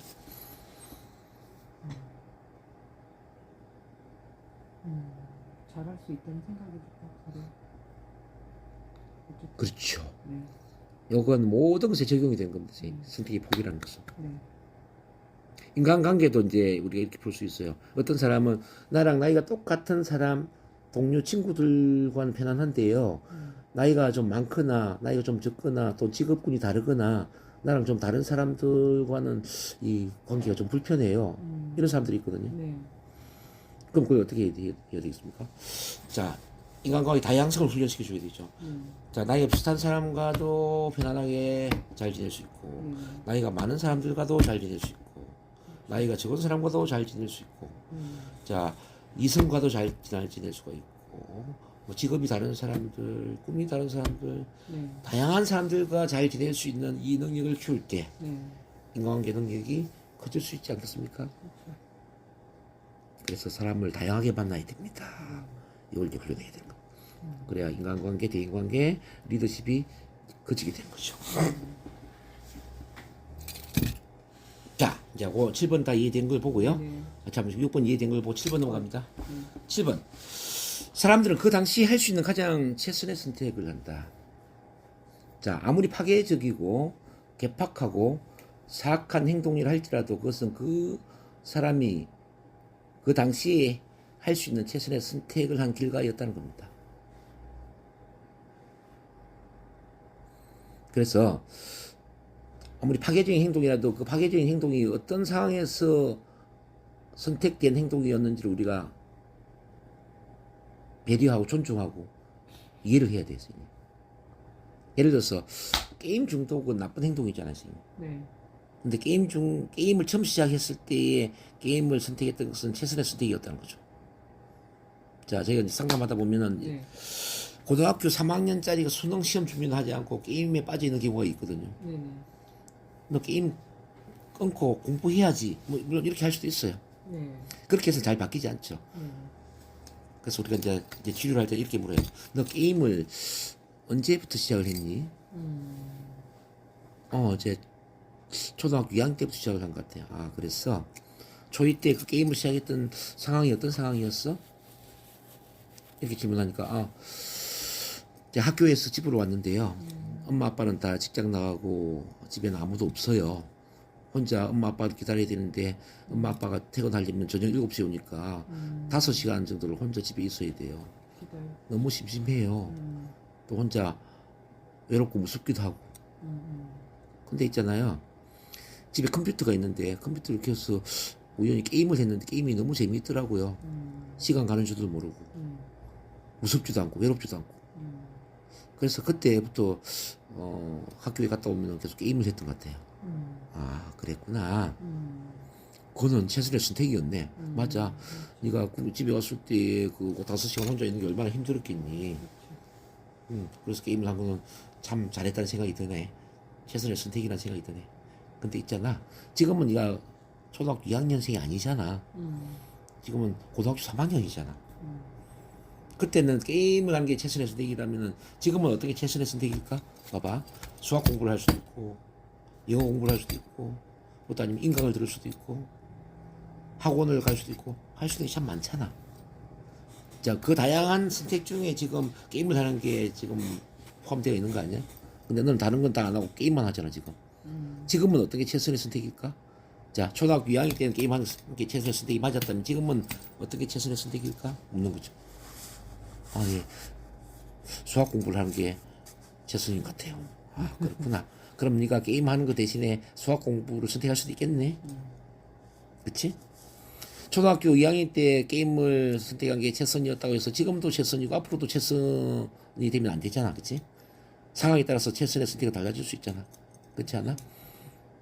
그래서 네가 지금 초등학교 2학년 때 그 마음으로 게임에 빠져 있는 것 같은데 지금은 초등학교 2학년이 아니라 고3이라는 걸 생각하고 지금의 선택은 게임이 아니라 수학 공부라는 걸 선택해서 행동을 바꾼다면 어떨까 이야기를 해주고 싶구나. 그랬을 때 아들은 어떤 생각이 들까요, 선생님? 존중받는 느낌 들까요? 그렇죠. 바꿔서 행동해야 되겠다는 생각이 들었죠. 자, 그래서 이제 아무리 파괴적인 개팍한 행동이라도 이제 최초에 시작한 네네. 그 행동이 시작된 그 상황의 최선의 선택이었다라는 것을 존중받는다면 네. 지금 개팍한 행동을 바꿀 가능성이 높아지죠. 네. 자, 일례로 이제 이 범죄적인 행동도 마찬가지거든요. 네. 96년도에 취존파가 있었다면은 2006년도에는 그 김길태라는 연쇄 살인범이 있었어요. 네. 길태가 그 중학교 2학년짜리 여자 중학생을 납치를 해가지고 성폭행을 하고 물탱크 속에 넣어서 이렇게 이제 시신을 유기하고 그래서 이제 김길태가 붙잡혀서 지금 사형을 받았는데 그러면 사형 집행은 안 됐겠다. 어쨌든 뭐 교도소에 있겠죠. 근데 이 길태가 왜 그러면 중2짜리 이 학생을 납치를 해서 성폭행을 했을까를 생각을 해본 겁니다. 이 여중생을 납치하고 성폭행하는 건 이거는 정말 그 사악한 행동이죠. 네. 그래서 사람들은 이 미친놈, 이 죽일 놈 이렇게 이야기했단 말이죠. 근데 우리 NLP적으로 볼 때는 그 사람을 죽였다 해서 죽일 놈은 아니거든요. 아, 죽을 행동을 했구나. 사악한 행동을 했구나. 그렇다고 해서 너 인간 자체가 죽일 놈이고 사악한 인간은 아니다. 이렇게 우리 구분을 하죠. 그래서 우리가 이렇게 접근을 해보는 겁니다. 김길태가 그 중2 여중생을 납치했던 그 상황이 최선의 선택의 상황으로서 여중생을 납치를 했다면 만약에 상황이 좀 다른 상황이었다면 어떻게 됐을까를 생각해 봅니다. 예를 들어서 연구를 해보니까 이제 김길태는 길에서 태어났어요. 길에서 어떤 애를 이제 낳은 상태에서 길바닥에 누가 두고 간 거죠. 버린 거죠. 그래서 길에서 태어났다 해서 길태가 된 거죠. 그것도 이제 노부부가 그 아기를 주워서 키운 거예요. 근데 이 노부부가 돈이 없어가지고 이제 용돈도 많이 못 주고 뭐 잘 양육하지 못했겠죠. 그러니까 어릴 때부터 도벽이 있었어요. 길태가. 뭐 상점에 이제 과자도 훔치고 뭐 연필도 훔치고 자기 같은 반에 또 친구들 뭐 돈도 훔치고 뭐 그래서 이제 교도소를 왔다 갔다 한 거예요. 그러다 22살 나이에 이제 교도소를 출감해가지고 어느 날 길거리에 서 있는데 아주 예쁘장한 여자 중학생이 지나가더라는 이야기죠. 걔를 납치를 해서 아파트 옥상으로 올라가서 성폭행을 하고 이제 죽인 거죠. 소리 지르니까. 그렇게 된 거예요. 근데 이제 우리가 NLP적으로 이제 이런 생각을 해보는 겁니다. 길태가 길에서 태어나지 않았다면, 길에서 태어나지 않고 정상적인 부모한테 태어나서 정상적인 부부로부터 사랑을 받고 따뜻한 이제 양육이 되면서 정상적으로 키워진 상태에 또 친구도 많고 대학도 다니고 뭐 여자 친구도 있고 예를 들어서 그 상태에서 똑같은 그 위치에 서 있었다면 그 위치에서 다시 여자 중학생이 지나가는 걸 봤어요. 그러면 과연 납치를 했을까요? 안 했죠. 그렇죠. 그때는 이미 최선의 선택은 납치하는 게 아니잖아요. 그렇죠. 자, 납치보다는 뭐 이제 친구랑 같이 놀러 가거나 여자친구를 만날 수도 있고 그렇죠. 그렇지 않겠어요? 네. 그래서 이제 인간이 나쁜 게 아니라 상황이 인간을 나쁘게 만든다 이 말이죠. 그래서 그 최선의 선택을 한 그 상황을 우리가 충분히 고려를 해야 된다는 거죠. 자, 이 사람은 왜 우울증에 걸렸을까? 이 사람은 왜 도벽이 있을까? 이 사람은 왜 불안할까? 이 사람은 왜 분노 조절 장애 있을까를 생각하기 전에 자, 이 분노 조절은 어떤 상황에서 선택되었을까? 자, 이 도벽은 어떤 상황에서 선택되었을까? 어떤 상황에서 이 최선의 선택으로서 도벽이 시작이 되고 불안이 시작이 되고 두려움이 시작되고 살인 행위가 시작되고 막 이렇게 됐을까를 보는 거예요. 그런 관점으로 사람을 볼 때 치유를 할 수가 있는 거죠. 치유. 자, 여기 이해되시나요? 네. 네. 그래서 모든 사람은 최선의 선택을 하는데 심지어 아주 개팍하고 사악한 행동이라 할지라도 그것이 시작된 그 상황에서는 그게 최선의 선택이었다는 거. 연쇄 살인범조차도 마찬가지예요. 예. 그래서 그걸 고려하면서 우리가 치유와 변화를 이루는 거 말씀드립니다. 자, 그 다음에 8번입니다. 실패란 없다. 다만 피드백이 있을 뿐이다. 실패라는 것은 뭐냐면요. 피드백이에요. 아, 지금 제대로 되고 있지 않다라는 것에 대한 피드백이에요. 실패라는 것은. 성공도 피드백이에요. 성공은 뭐죠? 제대로 일이 되고 있다라는 것에 대한 피드백이에요. 성공도 피드백이고 실패도 피드백이라는 거죠. 네. 네, 요걸 이해를 해야 돼요. 네. 자, 이 전구에 대해서 좀 비유를 한번 들어봅니다. 전구. 이 전구를 누가 발명했냐면은, 에디슨이 발명했죠. 네. 이제 3,000번의 실패를 한 이후에 발명했다고 그래요. 그래서 이제 이 신문 기자들이 인터뷰를 했죠. 에디슨 박사님, 당신은 3,000번이나 실패를 했는데 어떻게 포기를 하지 않고 전구를 발명을 하게 되셨습니까? 이렇게 질문을 한 거예요. 네. 근데 에디슨이 뭐라고 대답을 했냐면 나는 3,000번의 실패를 한 적이 없습니다. 나는 3,000가지 전구를 만들지 못하는 방법을 알아내었습니다. 3,000가지를 알아내었으니까 앞으로 전구를 만드는 방법을 좀 더 쉽게 알아내지 않겠습니까? 느낌 어때요? 실패한 게 아니라 그러면 성공한 거잖아요. 3,000번 실패가 아니라 3,000가지 3,000가지 전구를 만들지 못하는 방법을 알아내었다. 그러니까요. 그러니까 그것도 앞으로 전구를 만드는 방법을 방법을 알아내는 것도 더 알아내는 쉬워지지 않겠냐. 그렇죠. 즉 3,000번의 실패가 3,000번의 피드백이었다는 거죠. 네. 전구를 만들지 못하는 것에 대한 피드백이었다는 거죠. 네. 그래서 전구를 만드는 것도 쉬워진다는 거죠. 그것 또한 성공의 길이죠. 그게 성공의 과정이죠. 과정이고 길이고. 예. 그래서 이제 실패는 성공과 똑같은 동등한 수준의 네. 그 에너지를 갖고 있다는 거죠. 실패와 성공이 정반대인 것처럼 보이지만 그게 그렇지 않다는 거죠. 네. 실패의 크기와 성공의 크기는 정비례한다는 거죠. 네. 그래서 이제 야구에서도 100번의 홈런을 날리기 위해서는 네. 100번 이상의 삼진 아웃을 당해야 된다는 거죠.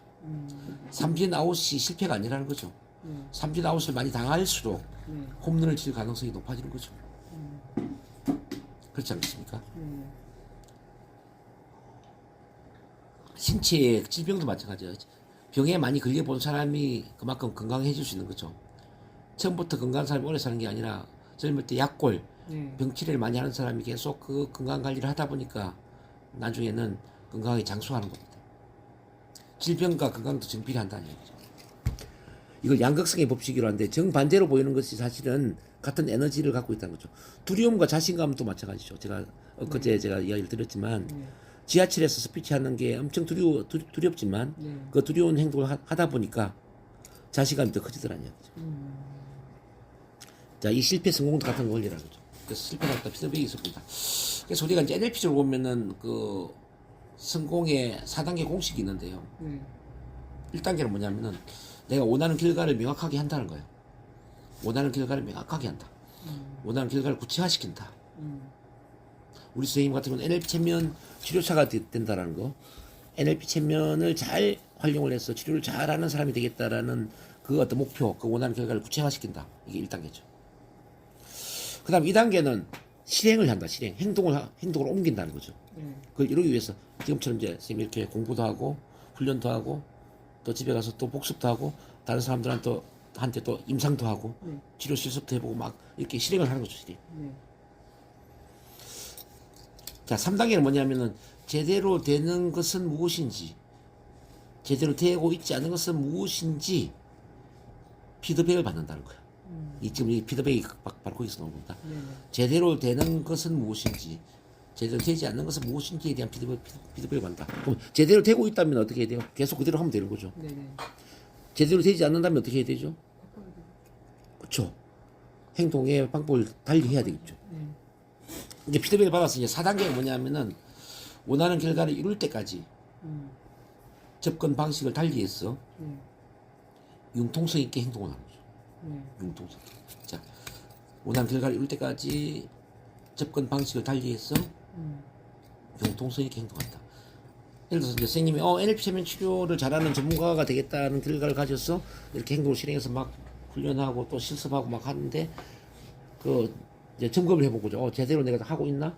못하고 있나 쭉 보니까 어떤 것은 제대로 하고 있는데 또 어떤 것은 제대로 하지 않는 게 있더란 이야기죠.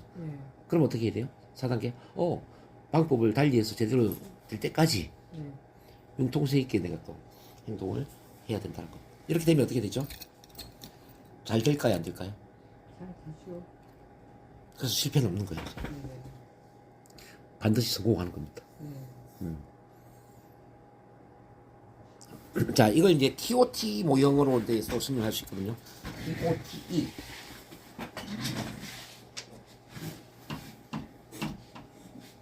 이게 나옵니다.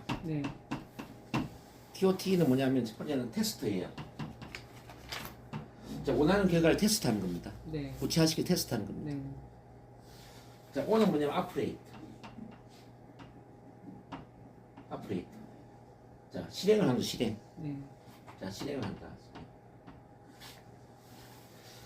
자, 그 다음에 세 번째가 테스트예요. 이 테스트인데, 세 번째 테스트는 뭐냐면 이거는 비교 테스트예요. 비교.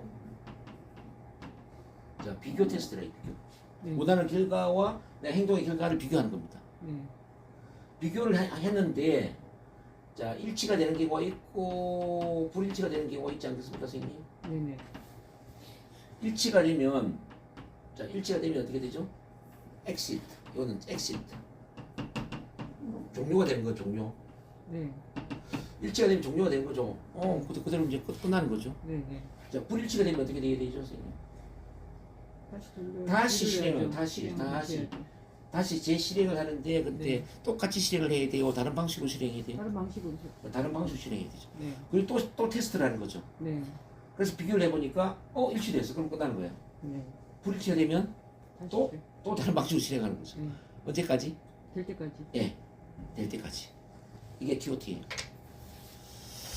자, 강의를 하는 것도 그렇고, 뭐 치료를 하는 것도 그렇고, 상담하는 것도 그렇고, 이제 모든 것이 이제 이 TOT로 가면은,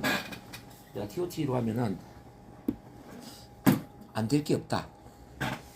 모든 게 다 이루어진다는 거죠. 인생의 성공도 그렇고, 치료, 상담, 교육, 뭐 인간관계, 뭐 어떻게 다 이 TOT에 의해서 가능한 겁니다. 네, 멋지죠? 컴퓨터의 저기 구조론하고 똑같네요. 될 때까지 돌리잖아요. 프로그램은. 네. 네. NLP 훈련도 마찬가지입니다. 될 때까지. 네, 될 때까지. 답이 나올 때까지. 자, 8번 되신 걸 보고 이제 9번 넘어갑니다. 자, 사람들은 완벽하게 일한다. 이걸 고칩니다. 사람들은 완벽하게 작동한다. 월크가 그 일하다의 뜻도 있지만 작동하다의 뜻도 있거든요. 사람들은 완벽하게 작동합니다. 작동한다. 자, 이건 어떤 의미냐면 인간은 완벽한 존재로 태어난다는 거예요, 선생님. 완벽하게 작동할 수 있도록 완벽한 존재로 태어나는데 문제는 태어난 이후에 어떤 양육 과정이나 성장 과정에서 뭔가가 좀 잘못되게 되고 그래서 잘못된 패턴 또는 잘못된 행동을 갖게 되더라는 이야기죠. 마치 컴퓨터를 보면요. 컴퓨터가 시장에 출시될 때는 불량 제품으로 출시가 될까요? 완제품으로 출시될까요? 컴퓨터가? 자, 불량 제품을 팔지는 않을 거 아니에요. 그렇죠. 출신. 완제품으로 출시가 되죠. 네네 완전. 근데 컴퓨터를 사가지고 우리가 사용하다 보면 어느 순간에 속도가 느려지고 네네.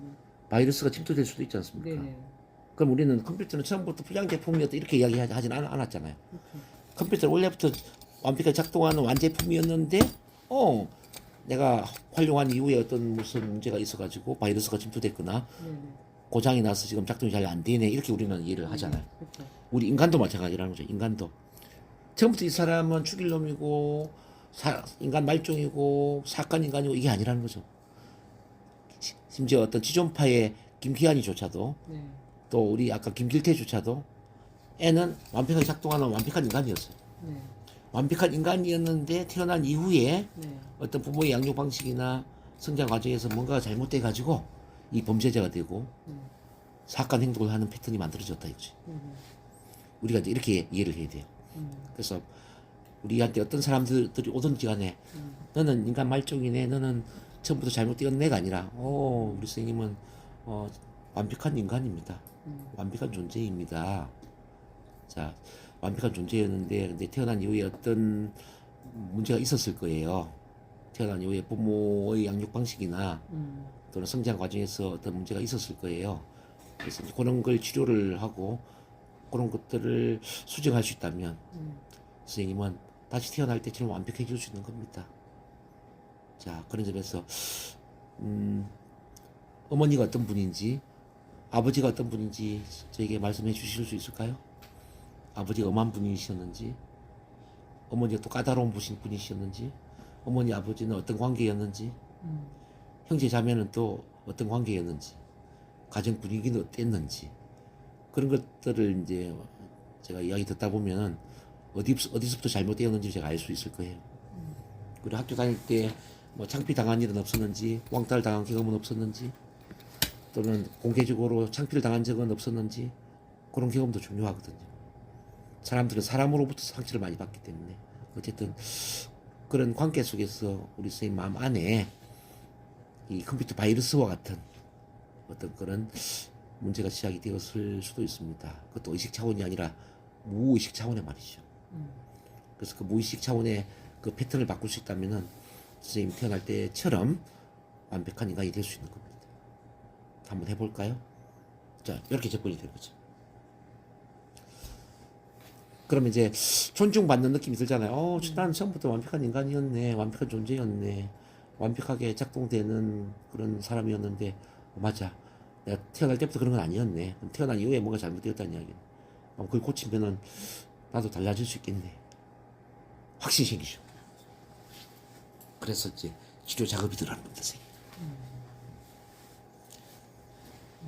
그 내담자와 대화를 할 때 이런 것들이 다 적용이 됩니다, 선생님. 그래서 이제 심어줘야 돼. 선생님은 원래 완벽한 존재예요.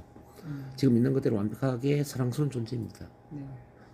당신은 지금 있는 그대로 완벽하게 사랑스러운 존재입니다. 그렇게 태어난 거예요. 선생님은 그 자체로, 사랑 그 자체로 태어난 겁니다. 근데 태어난 이후에 어떤 성장 과정에서 지금 선생님 자신을 사랑하지 못하는 그런 애고적인 마음이 만들어지고요. 어제도 제가 명상할 때 계속 자기 화근, 자기 암시에 뭐라고 제가 심어줍니까? 나는 사랑스러운 존재입니다. 나는 지금 있는 그대로 완벽하게 사랑스럽습니다. 이런 이야기를 계속 제가 자기 암시를 시키잖아요.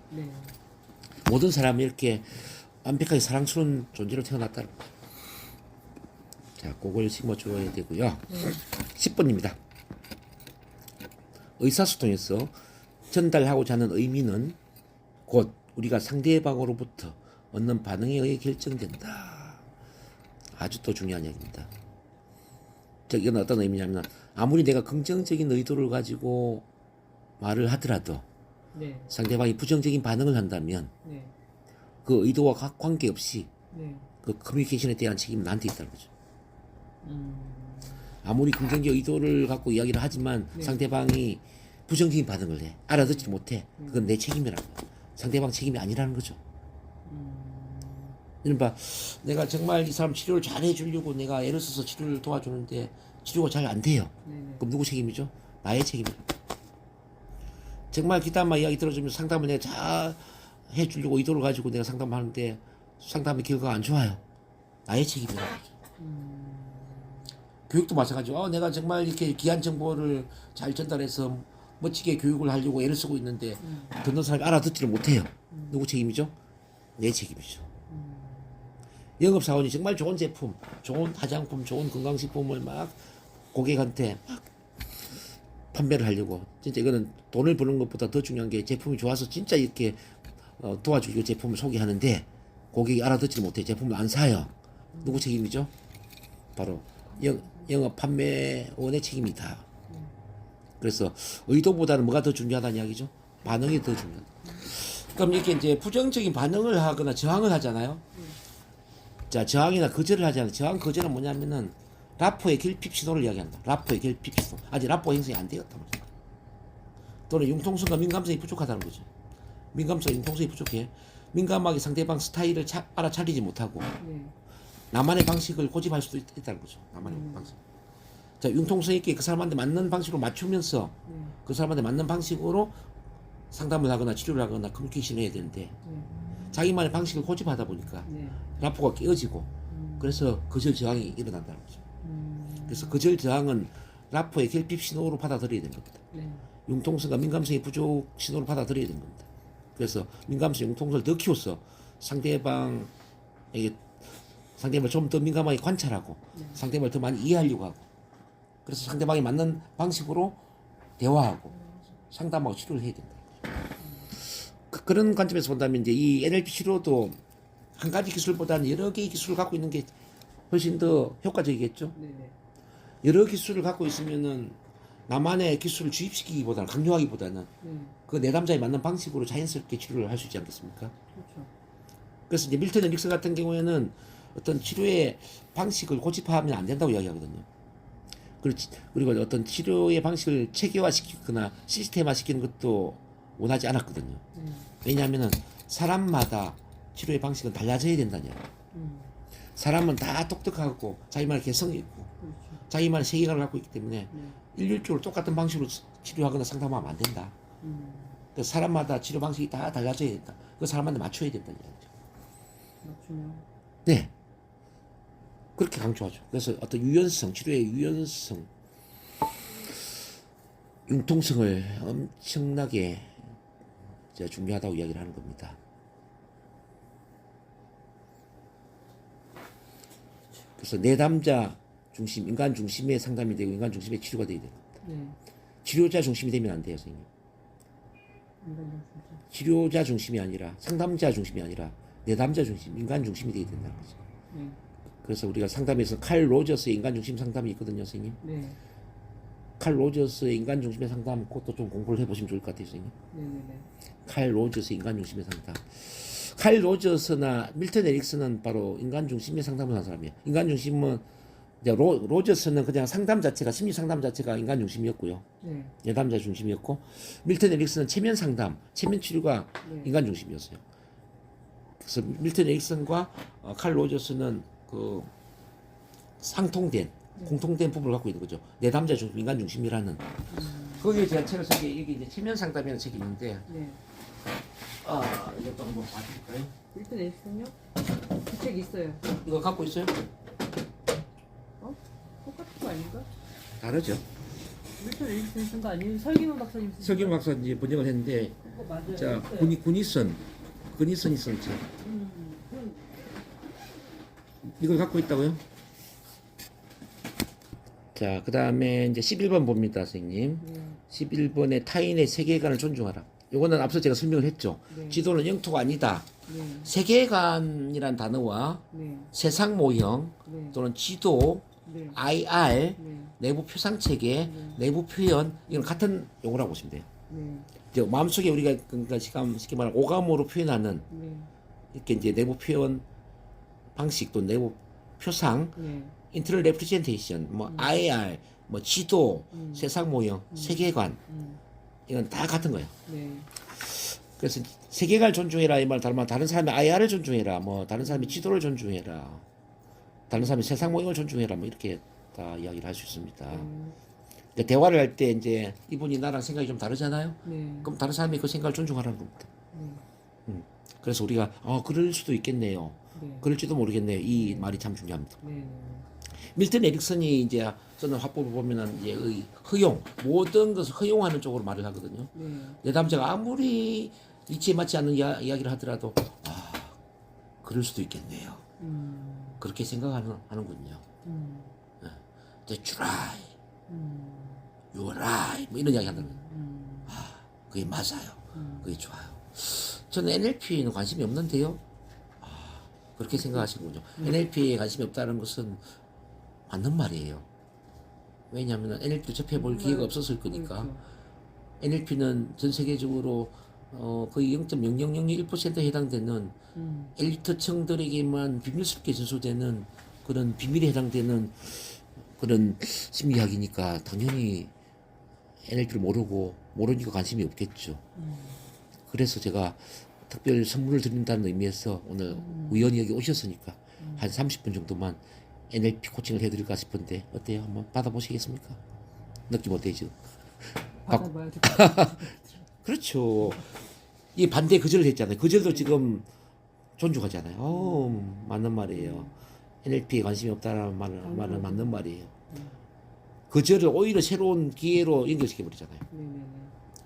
어떤 사람이 심리 상담하는데, 저는 선생님께는 심리 상담을 받고 싶지 않아요. 네. 그래요. 저한테 심리 상담을 받고 싶지 않다라는 말씀은 맞는 말씀이에요. 왜냐하면 제가 어떤 사람인지 잘 모를 거 아니에요. 제가 어떤 쪽에 뛰어난 재능을 갖고 있는지, 상담을 어떻게 하는지, 얼마나 돕고자 하는지, 또 얼마나 치료 능력이 뛰어난지, 전혀 선생님 저를 잘 모르시잖아요.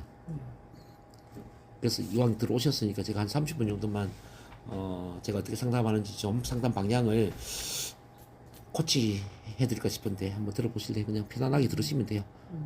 비용도 필요 없고 제가 무료로 해드릴 테니까. 그리고 나서 결정하셔도 늦지 않아요. 괜찮아요? 그럼 어떻게 이야기할까요? 네.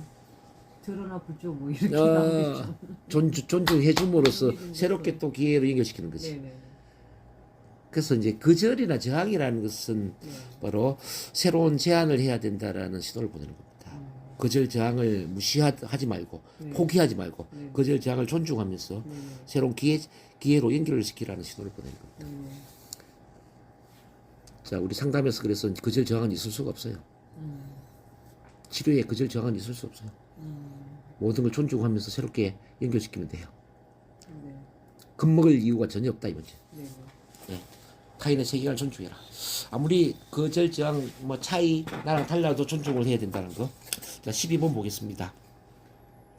12번에 보면은 우리에게는 이미 필요한 모든 자원이 있거나 아니면 우리가 새로이 창조할 수 있다. 자원이 없는 사람은 없다. 다만 자원이 없는 상태가 있을 뿐이다. 자원이라는 것은 뭐냐면은 우리가 활용할 수 있는 모든 건 자원이 될 수 있어요. 네. 활용할 수 있는 모든 것. 네. 자, 우리가 행복한 과거의 기억을 떠올려서 행복감을 만들어낼 수 있다. 그러면 행복한 기억도 자원이 될 수 있는 거예요. 그렇죠. 신나는 기억, 신나는 경험, 자신감의 경험, 열정의 경험, 칭찬받았던 경험, 이렇게 이제 좋았던 그 어떤 과거의 기억, 경험, 이게 다 자원이죠. 또 미래에 내가 이루고자 하는 목표, 원하는 결과, 이것도 자원이겠죠. 그렇죠. 문제조차도 자원이 될 수 있어요. 문제. 문제. 네. 왜냐하면 문제를 활용해서 미래에 더 나은 결과를 또 미래의 목표를 설정하고 창조할 수 있다면 문제도 자원이 될 수 있는 거죠. 네.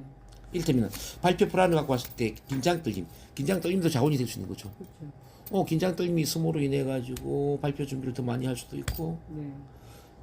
자 스피치 훈련을 할 수도 있고, 심리 치료를 해서 더 나은 자아를 발견할 수도 있고, 그러면 긴장 떨림 자원이 되는 거죠. 그렇죠. 그래서 이제 문제를 자원으로 바라보게끔 우리가 훈련을 시켜줘야 돼요. 자, 지금 선생님이 갖고 온 이 문제를 어떻게 활용할 수 있다면 네. 미래에 더 좋은 결과를 만들 수 있을까요?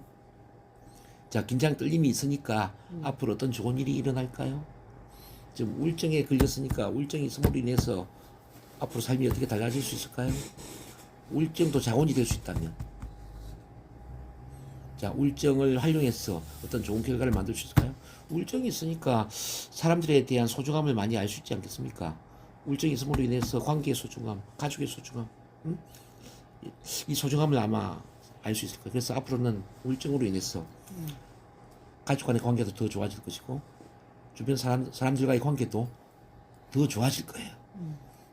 그래서 우울증은 좋은 관계를 만드는 자원이 될 수 있는 겁니다. 어떤 사람도 저는 상담사가 되고 싶은데요. 네. 자, 말 주변도 없고요. 말수가 부족해요. 말수가 부족해요. 아, 그렇군요. 선생님, 상담의 기본이 뭐라고 생각하세요? 말을 많이 하는 것이 좋을까요? 말을 잘 들어주는 게 좋을까요? 잘 들어주는 거죠. 말수가 적다라는 이야기는 말을 잘 들어줄 수 있다는 걸 의미하지 않습니까? 그러니까 말수가 적은 자, 스님의 그 문제를 말을 잘 들어주는 상담사의 자질로 활용한다면 상담을 잘 할 수 있겠네요? 어떻게 생각하세요? 그렇네. 말수가 적은 게 자원이 될 수 있네, 맞아요. 이렇게 모든 게 자원이 될 수 있는데, 자, 사람들은 자원이라고 생각을 안 하죠. 그래서 우리는 상담하고 치료하면서 자원을 발견해 줘야 돼요. 자, 그 내담자 갖고 온 그 문제를 자원이 될 수 있도록 자, 연결시켜 줘야 돼요. 그런 점에서 자원이 없는 사람은 없다. 그렇죠. 자원이 없는 상태로 살아갈 뿐이다. 마치 이런 거죠. 30억이라는 엄청난 돈을 아버지가 아들한테 상속을 해주려고 그래 준비를 하고 있었는데 은행에 예금을 해놨는데 아버지가 갑자기 교통사고로 돌아가신 거예요. 그러니까 아들한테 30억 있다는 이야기를 못한 거예요. 아들은 30억 있는 것도 모르죠. 은행에 있는데도 불구하고. 그래서 아들은 30억이 없는 상태로 살아가고 있어요. 그럼 이 아들은 30억이 없는 사람입니까? 아니면 30억이 없는 상태로 사는 사람입니까? 없는 상태로 사는 거죠. 그렇죠. 30억이 없는 상태로 사는 거예요. 자, 마찬가지로 과거에 행복했던 기억이 분명히 있거든요. 근데 지금은 불행하게 사는 사람이 있어요. 이 사람은 불행한 사람일까요? 자, 행복하지 않는 상태로 살아가는 사람일까요? 행복하지 않은 상태로 사는 거죠. 그렇죠. 과거에 행복했다면 지금도 행복할 수 있지 않겠습니까? 과거에 자신감이 넘쳤다면 지금도 자신감이 넘칠 수 있죠. 네. 과거에 성공했다면 지금도 성공할 수 있죠. 어제 제가 명상 시간에 했던 것처럼 왕년에 잘 나갔던 나 자신이 한테 해봐라. 과거에 잘 나갔던 나 자신이 나한테 긍정의 메시지를 보낸다면 어떤 메시지를 보낼까 제가 어제 이렇게 유도를 했잖아요. 과거에 잘 나갔다면 지금도 잘 나갈 수 있는 거죠. 그렇죠. 근데 왜 과거엔 잘 나갔는데 지금은 못 나가냐. 과거에 잘 나갔던 그 자원을 활용하지 못하고 있는 거죠. 그렇죠. 우리는 이제 그렇게 동기부여를 시켜야죠. 아, 선생님 과거에 그렇게 성공을 하셨다면은 당연히 지금도 성공할 수 있고 미래에도 성공할 수 있지 않겠습니까? 과거에 그렇게 자신감이 넘쳤던 경험이 있다면 지금도 자신감이 넘칠 수 있죠. 앞으로 당연히 자신감이 넘치는 사람이 될 수 있죠. 과거에는 그랬는데 왜 지금은 아닌 상태로 살아갑니까? 그건 아니잖아요. 자, 이렇게 이제 모든 걸 이제 자원으로 연결시켜서 자원을 활용하고 자원을 발견할 수 있도록 도와주는 그런 코칭 상담을 해야 됩니다. 자, 13번을 한번 가보겠습니다. 이제 4개가 남았네요. 거의 다 됐습니다. 13번. 자, 성공적인 성취를 모방함으로써 탁월성을 달성할 수 있다. 무슨 이야기냐 하면 탁월성은 모델링이 될 수 있다. 탁월성은 모방될 수 있단 말이죠. 탁월성은 모방될 수 있다. 다른 말로 하면 누군가가 할 수 있다면 나도 할 수 있다. 누군가가 성공했다면 나도 성공할 수 있다. 누군가가 부자가 되었다면 나도 부자가 될 수 있다. 누군가가 유능한 치료사가 되었다면 나도 유능한 치료사가 될 수 있다. 누군가가 강의를 잘한다면 나도 강의를 잘할 수 있다. 네. 예를 들어서 평강공주가 바보 온다를 장수로 만들었다면 나도 내 남편을 장수처럼 훌륭하게 만들 수 있다. 맞아요. 그렇죠. 신사임당이 율곡과 같은 아들을 훌륭하게 키웠다면 나도 내 아들을 훌륭하게 키울 수 있다. 누군가는 되는데 나는 왜 안 돼? 말이죠. Why not? 누군가 한다면 나도 할 수 있지. 그래서 우리는 이제 역할 모델을 항상 찾아야 돼요. 자, 인생 전반을 통해서도 인생의 역할 모델도 있어야 되고, 자, 치료의 역할 모델, 상담의 역할 모델, 뭐 건강의 역할 모델, 뭐 또는 가정 행복의 역할 모델, 뭐 부부 생활의 역할 모델, 뭐 모든 분야의 역할 모델이 있지 않겠습니까? 그렇죠? 그럼 그 역할 모델의 어떤 전략, 특징들 이런 것들을 내가 모방을 한다면 어떻게 될까요? 나도 그 그 사람처럼 사람처럼 되죠. 될 수 있죠. 예. 자, 우리 선생님이 이제 저한테 NLP 체면을 지금 훈련하고 있기 때문에 네. 우선 이제 저를 모델링하는 게 좋죠. 네. NLP를 어떻게 설명하고 있는지, 어떻게 가르치고 있는지, 어떻게 훈련시키고 있는지, 어떻게 치료를 하고 있는지, 어떻게 체면을 유도하는지, 네. 어떻게 NLP 유도를 하고 있는지 예, 유심히 관찰하시고 네. 그런 것들을 모방을 하는 거죠. 네. 그러면 정동문 교수가 잘할 수 있다면 우리 선생님도 잘할 수 있는 거죠. 그래서 이제 제가 강의하는 이 모든 걸 다 참가를 해보라고 제가 시킵니다. 어제 명상 프로그램도 참가를 해보시고 일요일 날 또 오전 10시에 오면 스피치 프로그램 하거든요. 참 만남. 참 만남은 어떻게 이끌고 있는지. 네. 자, 일요일 오후에는 어떻게 또 트레이닝을 시키고 있는지. 뭐 네. 이런 걸 쭉 하면서 모방을 하다 보면 네. 어느 순간에 이제 우리 선생님도 저처럼 되는 거죠. 네. 그래서 가장 좋은 방법은 모방하는 거예요, 선생님. 그래서 모방, 모델링이 가장 잘 배우는 겁니다. 네. 자, 그렇게 하시고요. 네.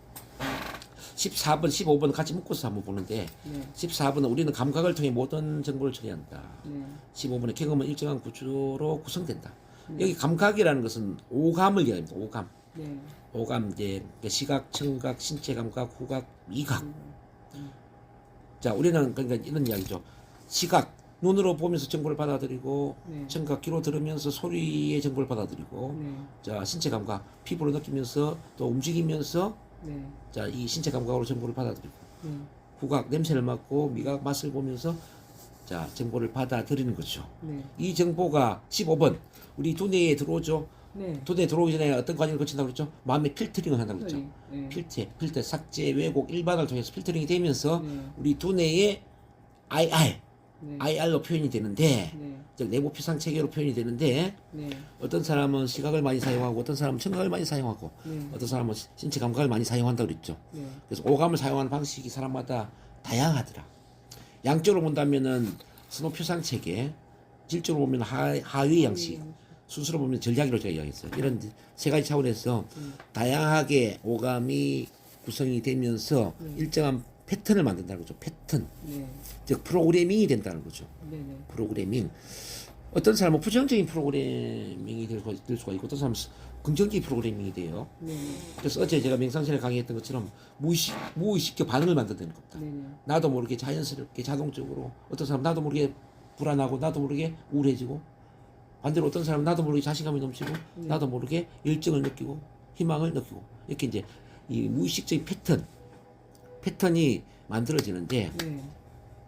그럼 이제 이 NLP가 왜 필요하냐면은 이 부정적인 패턴을 긍정적인 패턴으로 아주 순식간에 아주 빠르게 또 영구적으로 완벽하게 네. 바꿔주는 역할을 하는 게 바로 NLP더라는 거죠. 네. 그러니까 마음의 핵물리학이죠. 핵물리학.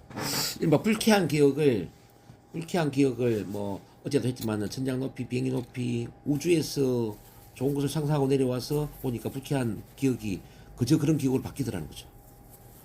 그리고 아버지의 그 무서운 어릴 때의 그 어떤 눈빛이나 표정이나 목소리를 아버지 몸의 사이즈를 줄여서 마치 바퀴벌레 크기로 줄여버리고 네.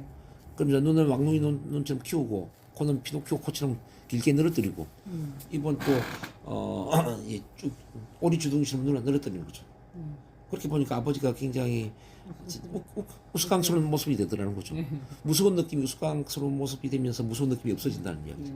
그래서 오감의 구조를 이렇게 바꿔줌으로써 불쾌한 기억이 편안해질 수도 있고 무서운 기억이 또 편안한 기억이 될 수도 있고 이렇게 변화가 될 수 있다는 이야기죠. 그래서 경험은 이렇게 일정한 구조로 구성이 되기 때문에 이 구조를 바꿔주는 것만으로 경험에 대한 느낌이 달라진다. 네. 자, 그런 점에서 NLP가 뭐냐 묻는다면은 주관적인 경험의 구조에 대한 연구, 주관적인 경험의 구조에 관한 연구라고도 또 정의를 하는 겁니다. 뭐 오감의 사용법으로도 이야기하고 마음의 사용법, 두뇌의 매뉴얼, 네. 주관적인 경험의 구조에 대한 연구 네. 이런 다양한 이름으로 NLP를 정의를 하죠. 그래서 경험의 구조를 바꾸는 순간 자 모든 게 달라지는 겁니다. 네. 즉 경험의 구조라는 오감의 구조를 바꿔준다 말이에요. 자 칼날을 흑백으로 바꾸거나 또는 화면을 작게 만들거나 이게 다 오감의 구조죠. 선생님. 네. 이해되셨죠? 네네. 자, 16번째 마지막인데 정신과 육체는 하나의 체계이다. 자, 몸과 마음은 하나로 연결되어 있다는 거죠. 심신 상관성, 네. 심신. 또 일체 유심주, 네. 이게 같은 말이죠. 네. 이봐, 원효 대사가 저기 해골 바가지 물을 마시고 밤에는 맛이 좋았는데 네. 아침에 깨어보니까 뭐 구역질이 났다 말이죠. 물맛을 달리한 것은 뭘까요? 바로 마음이었죠. 마음이 이렇게 물맛을 달리하는 것처럼 신체의 변화를 주기도 하고 또 신체의 변화가 마음의 변화를 주기도 하죠. 네. 축 처져 있는 이 자세를 바른 자세로 앉게 만들고 아래를 바라보는 시선을 위를 보게 만드는 거죠. 네. 뭐, 자, 아이 무브먼트 이제 눈동자 움직임도 다음에 훈련을 시키겠지만요. 네. 눈동자 위로 가면은 시각적 이미지를 떠올려요. 시각적 이미지. 네. 눈동자 옆으로 가잖아요. 소리에 집중이 돼요. 네. 아래로 가잖아요. 네. 그러면은 느낌에 집중이 된단 말이에요. 네. 그래서 이제 선생님이 저를 바라볼 때 오른쪽 위로 눈동자가 올라가잖아요. 네. 이거는 VR이라고 그러는데 네. 과거의 어떤 회상 시각이 되는 거죠. 추억의 이미지를 떠올릴 때. 네. 왼쪽 위로 올라가잖아요. 구성 시각이 되는데요. VC, 구성, 가상적인 이미지를 떠올린단 말이죠. 이렇게 이제 이미지를 떠올리는 거예요. 네. 그 다음에 눈동자 오른쪽 옆으로 갔어. 뭐 과거의 추억의 소리를 듣는 겁니다. 엄마의 목소리를 듣는다든지, 내 딸의 목소리를 듣는다든지. 근데 또 왼쪽 옆으로 갔어요. 그러면은, 구성청각이라고 그래요. 네. AC. 그러니까 이제 가상적인 소리를 듣는 거죠. 예를 들면, 미래에 우리 막내딸이 네. 결혼을 해가지고 사위를 맞이한다면 사위는 어떤 목소리로 장모님께 인사할까요? 근데 사위가 지금 누군지 모르잖아요. 근데 소리를 한번 구성해보는 거죠. 가상적으로. 그러면 눈동자 옆으로 가는 거죠. 눈동자가 이제 오른쪽 아래로 내려가요. AD, 이거는 디지털. 내부는 쉽게 말하면 마음속에 독백을 하는 거죠. 나는 올해 성공할 거야. 난 올해 부자가 될 거야. 막 이렇게 이제 마음속에 자기 독백을 할 수가 있잖아요. 네네. 독백하면 눈동자가 이제 오른쪽 아래로 내려가는 거죠. 근데 이제 왼쪽으로 눈동자가 내려갈 때는 이제 느낌에 집중한다. 느낌. 차가운 물에 손을 담그면은 얼음 물에 손을 담그면 어떤 느낌일까요? 할 때 이렇게 내려가는 거죠. 또는 선생님이 지금 현재의 문제가 사라지고 완전히 원하는 모습으로 변화가 된다면 어떤 느낌일까요? 한번 느껴볼까요? 내려가는 거죠. 혹시 이거 훈련했나요, 선생님? 우리가 그래서 상담을 할 때 내담자의 눈동자의 움직임을 관찰하면서 상담을 해야 돼요. 네네. 눈동자 오른쪽 위로 올라가는 걸 보면서 과거에 네. 행복했던 기억이 머리에 떠오를 수도 있을 거예요. 또는 눈동자 오른쪽 위로 올라가는데 좀 얼굴이 창백해지잖아요. 네. 과거에 힘든 일이 많이 있었을 거예요. 눈을 보고. 아픔, 상처를 갖고 있는 분들이 많은 것처럼 우리 선생님도 아마 그런 과거에 힘든 네. 일이 많이 있었을 거라고 생각합니다. 이렇게 마음이 이렇게 해주면은 눈물이 쭉 나오죠, 그냥. 네네. 그러면서 이제 미래를 상상할 때, 선생님, 지금 현재의 모든 문제가 치료가 되고 좋아질 수 있다면은 지금과는 다른 모습이 될 수 있겠죠? 그 달라진 멋진 그 미래의 모습을 머리에 떠올린다면은 어떤 모습일까요? 그럼 이제 왼쪽 위로 쭉 올라가잖아요. 그쵸. 지금 그렇게 상상하신 것처럼 선생님 반드시 좋아질 수 있습니다. 이렇게 이제 눈동자를 보면서 네. 그에 맞춰서 이야기를 해야죠. 그래야 빨리 라포가 형성이 되죠. 그렇지 않겠습니까? 그래서 NLP는 과학입니다, 선생님. 과학. 자, 이 눈동자 움직임도 우리 두뇌의 감각과 다 연결되어 있지만은 나중에 또 이제 캘리브레이션을 훈련하게 될 텐데 피부 빛깔, 피부 네. 빛깔이 밝은지 네. 어두운지 중간인지 이런 것도 참 중요하단 말이에요. 좋은 기억을 떠올릴 때는 밝아지다가 힘들었던 기억을 떠올리면 또 창백해지고 어두워지고 이 빛깔이 달라진단 말이에요. 마음하고 몸은 밀접한 관계가 있거든요. 또 상담하는데 막 이렇게 쳐져서 이야기를 하는 사람들이 있거든요. 네. 이 사람들은 신체 감각에 집중돼 있잖아요. 네. 근데 이제 자 바로 어깨를 쭉 펴고 바로 한번 앉아 보실래요? 위를 보세요. 그럼 이미 시각이 집중이 된 거죠. 그 사람 자세를 보면서 이 사람이 신체 감각형인지 시각형인지 청각형인지 이런 것도 다 우리가 알아차릴 수가 있거든요. 자, 그건 이제 우리가 그 바젤 모델이라고 하는데 여기 보면 이제 여러 가지 나올 거예요. 페이지 70페이지. 신체 자세를 통해서 이 사람이 시각형이냐, 청각형이냐, 신체 감각형이냐, 억세싱 Q, 접근 단서에 의해서 이런 특징들을 쭉 보면 이 사람이 시각인지 청각인지 신체 감각인지를 이제 알아차릴 수가 있죠. 그리고 이제 이게 쭉 보면 제수체 몸짓, 네. 제스처를 통해서도 알 수가 있고요. 네. 또 눈동자 움직임 아까 했고 이제 그때 보면 이제 언어적인 패턴들이 있거든요. 네.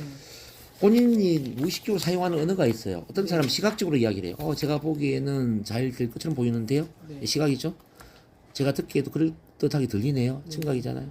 제 느낌도 그래요. 신체 감각이잖아요. 이게 이제 단어에서 임세가 있다는 거예요. 이 단어를 유심히 관찰하다 보면은 네. 이 사람이 시각이냐 청각이냐 신체 감각이냐 이걸 이제 다 알 수가 있죠. 그런 것도 이제 선생님이 다 훈련을 해야 됩니다. 그래서 사람을 파악하는데 신체의 특징을 파악하는 것만 가지고도 그 사람 마음을 읽을 수 있다는 거. 네. 왜 신체와 마음은 하나로 연결돼 있기 연결돼 때문에. 있으니까 엄청 구체적인데. 그럼요. 그래서 마인드 바디 커넥션, 뭔가 마음의 관계, 관련성 이런 것들이 참 중요한 겁니다. 네. 자, 어제 제가 뭐 전체 유도를 할 때 저는 또 앉아 있는 포즈, 이 자세를 보면서 이 사람 체면에 깊이 들어갔나 안 들어갔나 이런 거 제가 다 관찰을 네네. 하죠. 그게 맞게 또 제가 유도를 하잖아요. 네네. 그래서 우리 선생님이 나는 좀 신경적으로 민감해요라고 하는 건 참 좋은 장점이죠. 자원이죠. 민감하다라는 것은 이게 관찰을 잘 할 수 있다는 거잖아요. 그래서 관찰은 좀 뛰어난 관찰 잘 그런 바 이제 민감성이 뛰어나다는 것은 이 예민한 감각, 관찰할 수 있는 예민한 감각을 갖고 있다는 것이고 사람의 마음을 잘 알아차릴 수 있는 그런 감각이 뛰어나다는 거니까 상담 치료사에게는 아주 좋은 자원이죠. 이상입니다. 네.